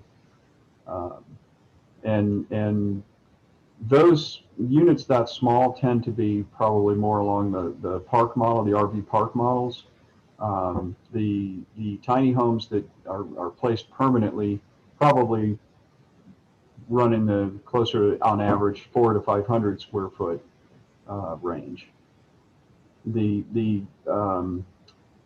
draft ordinance that we've been working on right now, I think states something in the 160 to 900 square foot range to qualify as a tiny home for a tiny home neighborhood. And by way of follow-up, Brian, what keeps somebody from just going and getting a portable building and rolling it onto a property and anchoring it down and putting a bed inside? Mr. Mayor, the park RV models are constructed to specific recreational vehicle on, roadworthy standards. For instance, you couldn't just go down to a shed store and pick one of these up and then convert it into a tiny home without the pre-engineering that met Florida Building Code requirements for an occupied structure. Sheds typically are rated for storage only, and there's a significant amount of conversion that has to go into them to convert them into safe, occupiable structures. And so typically that's what prevents it. However, if someone were to buy a shed or something like that that met all of the Florida Building Code requirements, then they could construct that as an occupied dwelling on their lot. Okay, good. Thank you. Commissioner Coleman? FHA minimum square footage is 400 square foot. So, Brian, did you see many, have you seen many that were over 400 to 1,000 square foot? I know there's 2 in Columbia County. I know these in Williston are really small. Did you see any, have you seen many that's in this area that's over 400 square foot? Mr. Mayor, not specifically to this area, but in our research, we definitely, Wendy pulled just a huge amount of background information on these, and what we found was that they just kind of run the gambit. But that you bring up a point. I mean, the FHA requirement would factor into future saleability. If someone were to try to obtain an FHA or a Fannie Mae backed loan. But in general, they can range anywhere from a couple hundred square feet on up to probably just under 1,000 or maybe 900. It seems to be kind of the typical cutoff for a tiny home. Yeah, because the answer, they will. I mean, it's fairly new here, but in a lot of other places, they're these tiny home little subdivisions and stuff they're really starting to take off now. But I actually dealt with one. The reason I said Columbia County, it was I believe 600, might have been 700 square feet, and that's been 10, 15 years ago. But it was a single. On a single lot, not the subdivisions like what we're talking about right now. Commissioner Clark? Mr. Mayor, and Brian, so I know this is just a discussion because we have a lot to iron out before we pull the trigger on ordinances and codes and all, but if I'm not mistaken, let's back up for a second. Isn't what's driving this train is what we were trying to build for our veterans organization for the tiny homes, which was based on a can and not manufactured on site. We were based on, I've seen one of our local residents wants to build the cans that are movable. Is that correct, Brian, or not? Talking about the shipping containers. Shipping containers that have been very well maintained. So right. Are they involved in this ordinance, or is this ordinance basically getting away from the can situation and putting this back on built stuff and the square footage stuff, and we're going to eliminate the can stuff? Well, I think that let me answer both those questions because you had two. I first got involved in tiny homes 2.5, 3 years ago with the Villages for Veterans. That's and that was where I started looking at them. And so there probably is some genesis there. But since then, what I've come to learn, because there's so much out there about tiny homes, is that they are really, truly addressing affordable housing. You know, the only way you can fix affordable housing is to offer houses that are affordable. That's what it comes down to. So if if I need a $600 or $700 a place to live, well, then I can afford 150 or 200 square foot tiny house, because I'm going to take my laundry down to the local laundromat, and I'm just sleeping there, and I'm working, trying to get back on my feet, or I'm minimalist. So there was a beginning with the villages for veterans, but it quickly moved for me into this may be an answer for affordable housing. But this would not eliminate shipping containers. I think you could do shipping containers here. You could do, as long as it's built to Florida code, you can build it out of whatever material you I'm want. asking here, is this Right. basically, are we wrapping the shipping containers, tiny homes, everything all in this one lump? Correct. Okay. Then we'll just, for further discussion, this is not something we're voting on tonight, correct? What we're giving feedback to them on what level do we want? Do we want to move forward? I think it's a great idea. I think the tiny homes, I think that my first introduction to them was in the desert. So I can tell you they can be very well done, and they could be lived in quite considerably cheaper than building anything. If you're talking in the 200 to 300, you'd have to have a bigger can, the 40 or bigger. But anyway, I've seen a gentleman outside of Newberry's got one. Not sure what all that's went through with Brian or engineering or Mike or planning or what, but it's out there, and I think they're a phenomenal little thing. And so that's what I want to make sure that we include everything that's available for housing, including the containers that can be done to a class act, which is some of what you see, and I'm sure they could pull us some pictures. Commissioner Martin first, then Commissioner Coleman. Brian, do we need to have some considerations with regards to they can only be placed in places that can be accessible to sewer and water? Because I don't think we want to do something with septics and drain fields, things like that, right? They have to be accessible to water and sewer. Mr. Mayor, to Commissioner Martin's point, generally that is correct. Staff would recommend, especially if you're looking at something that has over 4 units, 8 or 12 units on an acre, you would need to have access to municipal services, water and wastewater services. The draft ordinance as it sits right now does have some accommodation for small tiny home neighborhoods in agricultural zone districts, but it would be very limited for the very reason you mentioned, was to minimize the septic load in those areas. Commissioner Coleman. I think I'm gonna, because of that, I mean, you do have rural areas that have potential bed and breakfasts and stuff like that. I think I'm going to go with Commissioner Martin on this and go by, look at it case by case, because I'm a big proponent. I like this.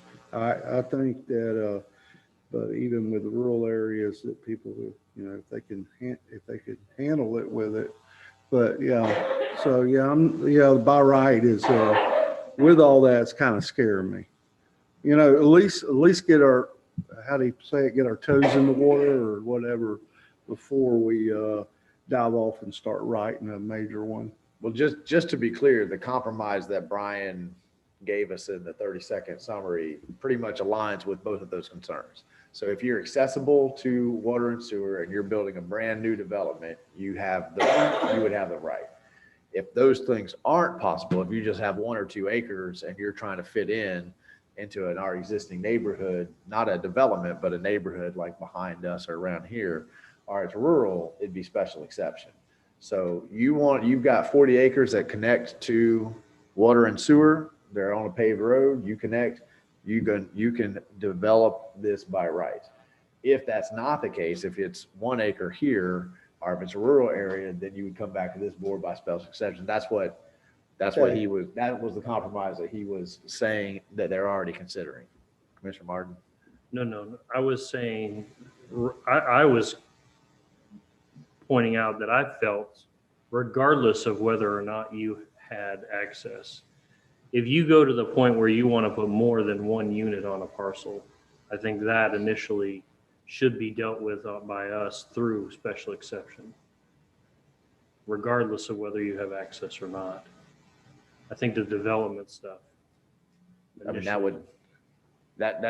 we don't do anything else that way in terms of residential housing ordinances. We build an ordinance and that way it signals developers, if you meet these criteria, you have the right to do this with your property. But they still have to come through us. They do, but only to confirm that they're abiding by the rules that we've laid out. Now, if they want to break those rules, then they come back to you guys for special exception. But we don't treat any other neighborhood as saying, okay, Country Way, when you build the town center, you have to come to us for each and every development as a special exception. It's difficult to operate under special exception because you guys can turn down a special exception for anything and everything. Well, I guess what I guess is in my head is I don't want somebody to think just because they have an acre in the middle of the city that they can come in and plop 15 tiny houses. They'd have to down. come through special exception Why? because it's an acre in our existing neighborhood. So if you come with the ability, I mean, is and Brian, downtown tell me if I'm considered wrong. Is downtown considered? And I think that's where the confusion is, right? If you think of back here, this is a neighborhood, right? Mhm. It's not a planned development though, like Country Way, like Newberry Place. So if you come and you want to do a Newberry Place, but it's going to be tiny homes, we have an ordinance that you can develop by right. But you connect to water and sewer, you're accessible to municipal services, urban services. So you already have the right to do that.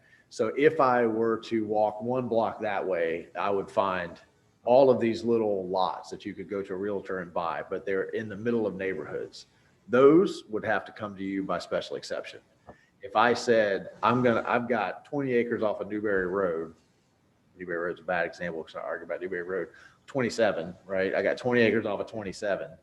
And it connects to municipal services and I want a gated planned development for tiny homes. You'd say, here's your ordinance, you can do that by right.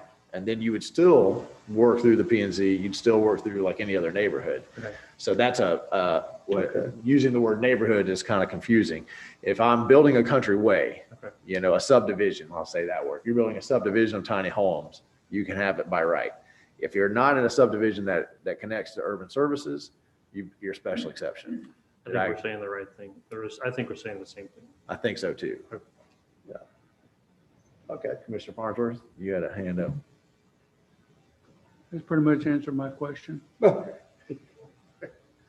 Well, subdivisions, neighborhoods, planned developments, all this terminology. Commissioner Burton. Brian, this may not be pertinent here, but I had a discussion with a gentleman recently who was talking to me about what I kind of categorized in my head as almost like a micro treatment center on a property in a subdivision that doesn't necessarily connect to our wastewater system. Have you had any questions of those things come up at all? Mr. Mayor, occasionally we'll have somebody discuss, I think what you're referring to is what they refer to as a package plant. And certainly our utilities director, Jamie Jones, would be much better at addressing those than I am. They are legal by state statute, as I understand it, but they're also very difficult to get permitted from the state health department. And for practical reasons, generally municipalities try to not have those in their communities because it's unfortunately the history is that they usually end up getting put back on the city to take over eventually when the private entity that's responsible for them doesn't do a good job of handling them or gets into financial difficulty.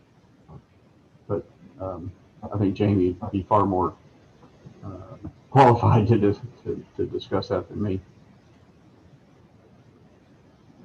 Okay, so what I'm hearing is that we have some folks who want to move forward with this. Sounds like pretty much everybody's interested in having something brought back. I think we still have to give those 20,000 level foot directions to staff. You know, we could say even by right, you have to include a common area that will have the laundry mat, that will have, you know, a bigger space that everybody can get to hang out together, right? Coffee shop. A coffee shop. We could say that, put it in the ordinance that you have to have these paths, the connectivity and all those kinds of things. I'm never a big fan of telling people that they have to put a laundromat in. I think we have a local laundromat. If I'm moving into one of these, I know what I'm doing. I can see.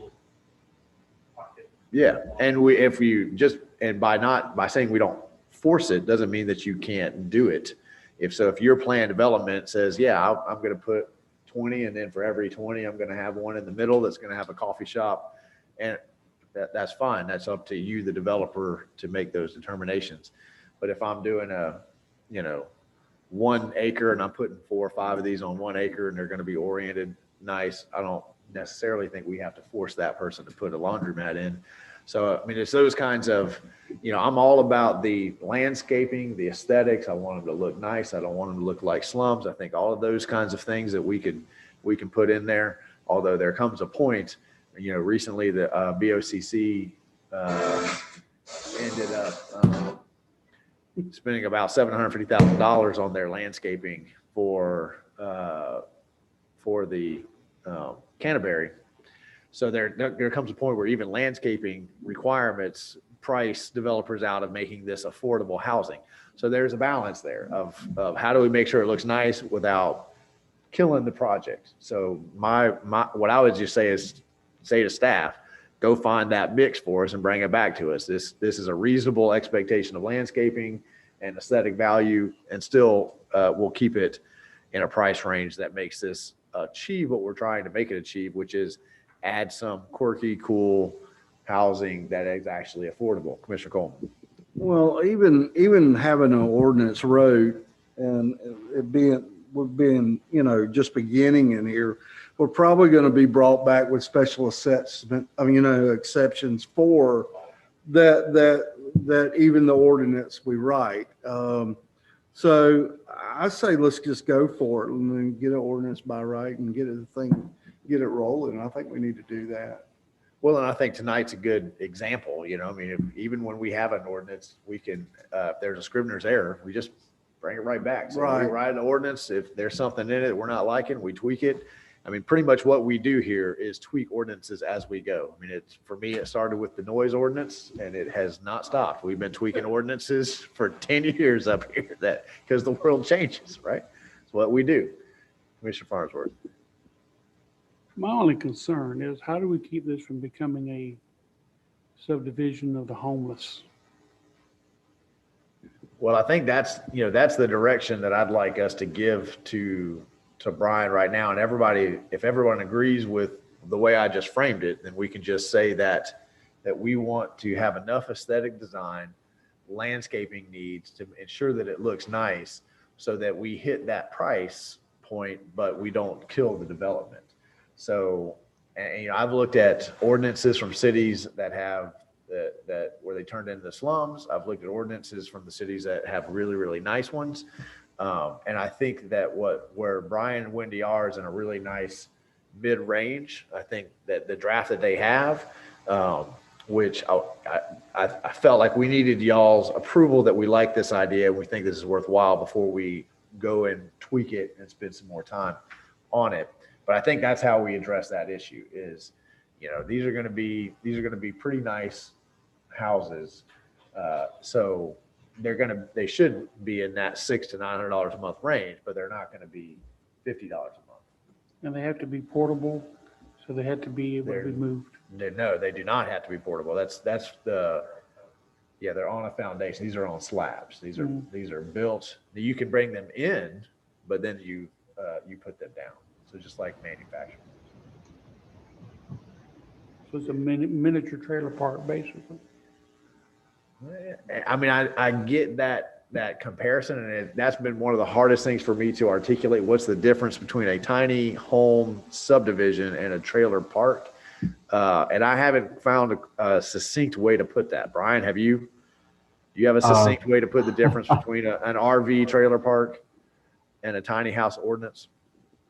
Well, Mr. Ray, as far as an RV trailer park, none of the homes, none of the tiny home neighborhoods that we're contemplating here would allow for tiny homes on wheels. These would strictly be tiny homes, either site built on a foundation or brought in that were manufactured off site but met HUD standards if it was mobile home style, or Florida Building Code modular home requirements. And so the tiny homes on wheels would be reserved for, either an RV park or if the commission so directed, like the one in Williston, if you like that, we can say, come back with a different ordinance. We'll address this one now. Come back with a different ordinance that sets standards for tiny homes on wheels too. Okay, Commissioner Martin. Brian, are you needing direction so far down as to say that they have to have walkable paths and these laundromats per so many units? I feel like those are all effects in which the developer chooses for marketing of the property. Mr. Mayor, as it stands right now, the draft ordinance allows for those types of facilities. It doesn't mandate those types of facilities. Okay. I'd have to double check and see the walkways. There might be some requirement for connectivity. If you're going to have common areas, shared areas, you're going to need to have some kind of connectivity anyway. That doesn't necessarily mean that you have to go provide a path directly from house to house. It would just be that you'd have connectivity to the common areas that are shared, whether that's a paved surface, an impervious surface, or whether it's a pervious gravel or mulch or something like that. Would be something that could potentially be left up to the developer, how they wanted to address that type of connectivity.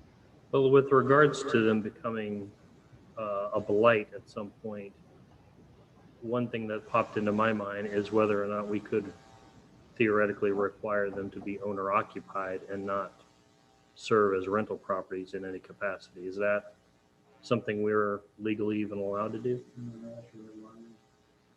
It is? Oh, okay. Good to know. Commissioner Coleman. But I tell you what, even though I hate homeowners, HOAs, that I think we need to look at this if it is a subdivision, if that's what we're going to call it, or is that we require that they do have because I mean, let's face it, that keeps the neighborhoods, that area really nice. But and back to the other thing about wheels, if he's going to go in and put these in, he can't sell them with wheels on there. It's got to be permanently affixed, single family. So, or even with a mobile home, it's got to be permanently affixed, strapped, all that stuff. So unless, and I'm not trying to go down this other hole, but if you have the ones that have the wheels on it that they put up like that, and they do a bed and breakfast type thing, then and rent them, there's no homeowner association. It's hard to stay on top of the owner on that. Say, hey, this place is looking like it's looking terrible. But I mean, there's a lot of obstacles in there to keep our pretty city pretty. Mr. Manager. Mr. Mayor, just to kind of address some of the concerns that the commission has brought up, I think that the commission's ability to put in design standards that have to be met and amenities that they want to be there. I mean, from one perspective, and that's balancing against affordability. If the commission says we are very concerned about these becoming slum-like, then I would tell you the more amenities you require to be in there, the less chance that's going to happen because someone's putting a bigger and bigger financial commitment I think a big safeguard the commission has, if they approve these by special exceptions, that means the commission gets to revisit them. If they're approved by right, then it really is the conditions that are in our land development regulations that our code enforcement official can hang his hat on. And those can be more difficult.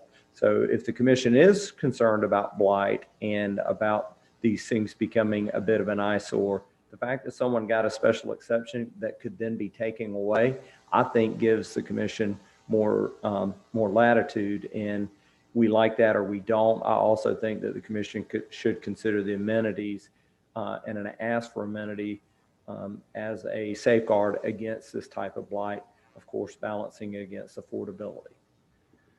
I like the idea of requiring the homeowners association, all of these questions that we're talking about in this entire conversation is also applicable to other neighborhoods. I mean, you have subdivisions that come in and everything looks great when it's first built. And 30 years later, people aren't replacing the roofs. They're not repainting the houses. They're not mowing the yards, the neighborhood, So part of me thinks that these are just natural market forces that we're dealing with.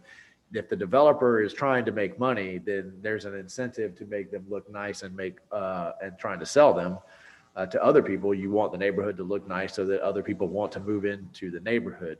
I think the HOA does a lot of that. I think that there's a difference as I drive around Newberry through neighborhoods that have HOAs and neighborhoods that do not have HOAs, because now you have a mechanism and they're regulating themselves, saying, hey, that your yard, you need to clean it up. So I think that's a potential way to mitigate. Again, I'm not real comfortable with the idea of saying everything has to be special exception. I think that we need to get there. If this is what the board wants to do, make everything special exception, that's a place to begin. I also think that's kind of what we're trying to talk about. What is the level of amenities we want to require to make sure that we're getting developers who are making investments in our community and not taking advantage of our community? I'm not sure that a laundromat having that as a mandate gets there, but there's got to be some level of parking, landscaping, aesthetic design that means that I'm actually, I'm not trying to put 50 storage containers with no paint job or 50 sheds. I'm putting something that's nice. So that's where I think we just need to tell staff, find that balance and bring it back to us. Commissioner Martin. I almost feel like that's a standalone. I don't necessarily know I want to get into that tonight. Brian, how much more direction or feedback do you need from us? I mean, can you get started going on what you've been given so far tonight? Mr. Mayor, I think it gives us a pretty good starting point. We've, like I said, got some drafting done already, but I think it gives us a sense of where the direction that the commission would like to see it go. And so we definitely can have a draft put together pretty quickly. And then, the first step is review by the Planning and Zoning Board, and then next to the commission for their review. Okay, anybody else? Commissioner Coleman?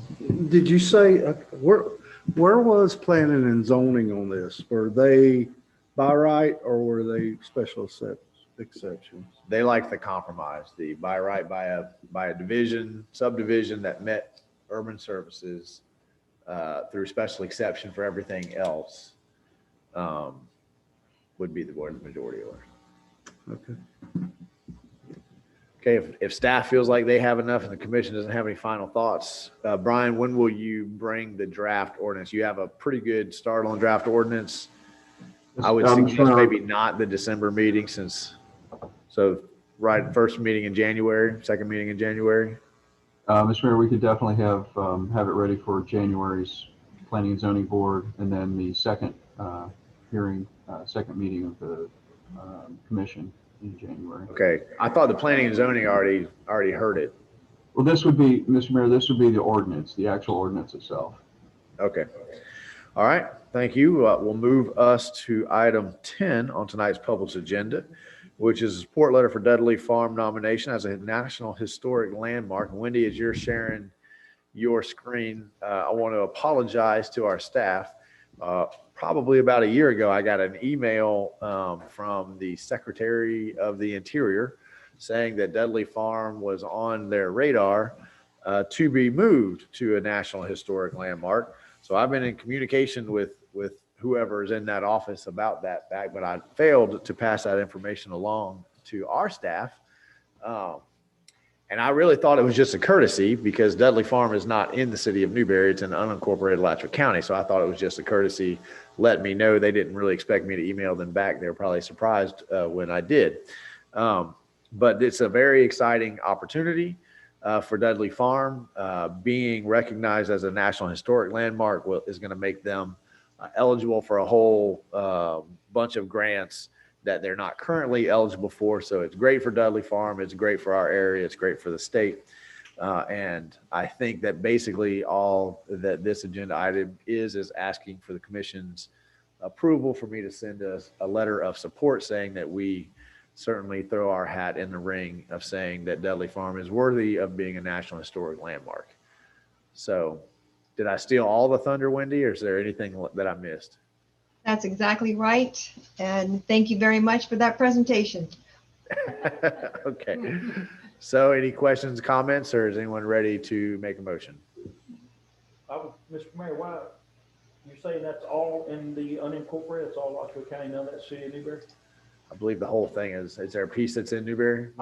There's Mr. Mayor, one of the whole parcels. Park is that- unincorporated because the park, if any portion of it comes in, would create an enclave. Yeah. But there's plenty of Newberry all around it, and we certainly treat it like it's ours. Yeah. Can we get it?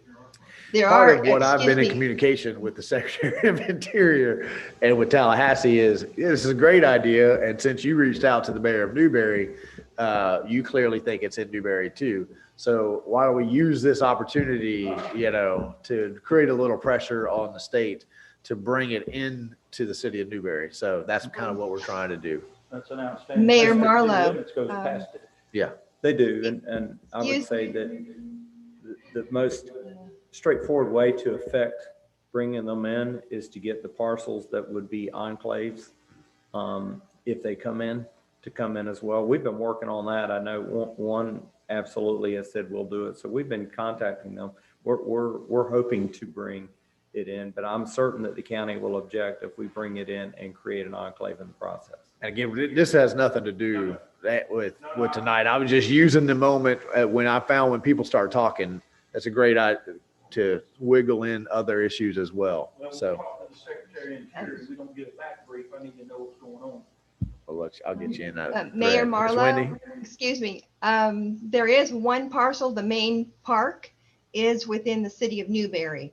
The other 5 parcels are still in the unincorporated area, but we're working on bringing those in, just like city manager talked about. Well, the county doesn't know that. They think the whole thing is there. So we'll work on it. Thank you for that clarification.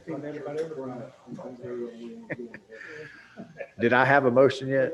Or did we have any other questions? Okay, I have a motion to approve sending a letter to support the nomination of Dudley Farm as a National Historic Landmark from Commissioner Clark. Do I hear a second? Second. I have a second from Commissioner Farnsworth. Any questions or comments from the dais on the motion on the floor? Seeing none, Dallas, you'll put our phone number up. Ladies and gentlemen, we've come to item 10, our last item on tonight's published agenda. This is kind of an exciting item. It's about sending a letter to the Secretary of Interior to support Dudley Farm's nomination as a National Historic Landmark. If you'd like to call in, you have a question or comment on this agenda item, all you need to do to accomplish that is dial the phone number on your screen. That will get you into the meeting. Once you're in the meeting, at the bottom of your screen, you'll see a little hand symbol. Simply click that hand symbol. That'll let us know that you would like to make a comment. We'll make sure you have the opportunity to do so. While we are waiting to give our virtual participants a chance to call in, we'll start with our live participants. Do we have any live audience members who'd like to make a comment? Any at all? Any at all? Hearing none. Dallas, do you have anyone with their hand up? Seeing no one with their hand up, all those in favor of the motion on the floor signify by saying aye. Aye. Motion passes unanimously, and we're on to comments. Mr. Manager? Thank you, Mr. Mayor. conducted a little research in the time since we discussed the USDA county committee member. The last time we did this was in 2017, and the commission selected Mr. Robinson as well. So we are consistent. We're 2 in a row for Mr. Robinson. Mr. Mayor, also want to let the commission and our public know that city offices will be closed on Thursday and Friday for Thanksgiving, which is not surprising. Solid waste services that are scheduled for Thursday will be pushed back 1 day. The county, and just so everybody knows, the general reason when Waste Pro isn't collecting in our city, it's generally because the county transfer station is closed. When they're closed, they have no place to take garbage, and they can't operate. They don't like getting a day behind. It just means they have to work on a Saturday. So wish everybody a happy Thanksgiving. Mr. Mayor, as it was mentioned earlier in the evening, the city's Christmas tree lighting ceremony will be Friday, December the 4th, beginning at 6 p.m. We're going to light the tree. We're going to have a market set up over in Berry Park where people will be selling vintage Christmas items. That's promises to be very nice. I believe we have some special guests planned, including the Fat Man himself, but maybe some of his pets will be here. And I'm sure no one wants to miss that. So we really have a good time planned. We have planned it with social distancing. Got a great team that figured out how to pull all this stuff off and still not attract any unwanted attention for getting too many people too close together. And Mr. Mayor, that concludes my comments. Thank you, Mr. Manager. Mr. Attorney. Mr. Mayor, I just wanted to let you know that the hearing that's scheduled for tomorrow on the charter amendment has been moved from tomorrow to December 16, and that'll be in front of Judge Keim at 9 a.m. So if you plan to hook into that Zoom meeting tomorrow, you will be sorely disappointed, and the actual Zoom hearing will be December 16, commencing 9 o'clock in front of Judge Keim. Scott, you don't need any of us to Zoom in for that. We're not, at this point, we're not offering testimony and giving opinions. Correct. That is You're correct. just offering us to Zoom in to watch it, but there's no need for us to be there, correct? That is correct. Okay. I would like for you to be present, Mr. Mayor, if that Went out. does work into your schedule, Mr. Mayor. I would like for you to be present. I think it sends a message that, we are very concerned about this. And so if that is possible for you to work that in, I would request that. Consider it done. Thank you, Scott, and have a happy Thanksgiving. You too. Madam Clerk. Just want to wish everyone a happy and safe Thanksgiving, Mr. Mayor. That's Thank all. you, ma'am. And Commissioner Coleman. Just want to wish everybody a happy Thanksgiving and just be safe. Commissioner Farnsworth. And our volleyball girls lost it's been 8 straight years at the state championship.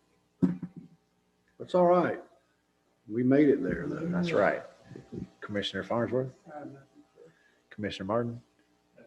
Commissioner Clark. I'd like to say happy Thanksgiving and thanks for all the hard work for the staff. And since I've been here, it's, we're getting into the holidays. Hopefully everybody got some downtime, but thanks for everything. Thank you for that. I'll add my happy Thanksgiving to everybody as well. I want to congratulate Main Street for putting on a great fall festival. Got a little rain shower in the middle of the day, but it had, I went up there a couple of different times and there was good traffic the whole time. Seemed like everybody was having a good time. They brought a lot of folks downtown. I heard some good things from the local businesses. So thank you, Main Street, for putting that on. I also want to say congratulations to Main Street. I got a letter that they were successful in their application for a grant called the Culture, Nature, and Destination Grant. So they're going to be awarded $4,800 that will come into the city to use in revamping of the Firehouse Gallery. So they're putting some money into our building over there. We appreciate that. I think the manager mentioned that on December 4th, Sycamore Lane is also hosting a festival right there. So they'll be in tandem. So make sure you come on out for that event. That'll be a lot of fun. And finally, I want to thank the Lions Club. Lions Club throws a great rodeo. brought another ton of folks into our community. I heard a lot of great things about it, saw some wonderful pictures on Facebook. And Friday night, I got not one complaint about the noise. On Saturday night, after I got just a couple of complaints, I texted them, turned it down just a notch, and I got a flood of gratitude from residents who said they was immediately noticeable. So we appreciate when local folks put on things and they're just a text away to handle any of those kinds of issues. So, but thank you guys for all the work. I know that is a ton of work to put that on, and we appreciate you. That does it for my comments. Let's go to citizen comment.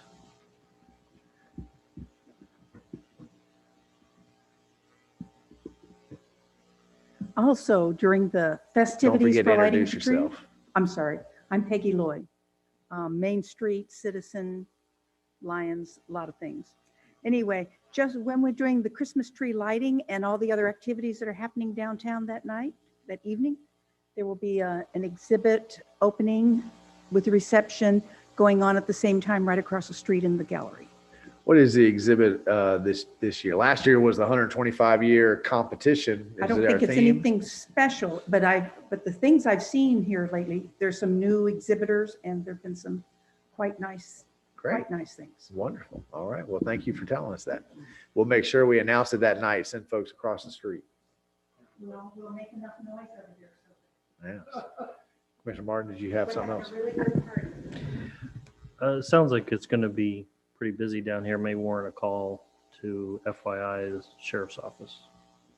Already done. Becky and I are like this. I may forget to send Mike an email, but I never forget to send Becky one. All right. Any other public comment? Dallas, do we have anyone with their hand up? When is the parade? December 16th? I'm going to get that wrong. Anybody know the Christmas parade? You have it?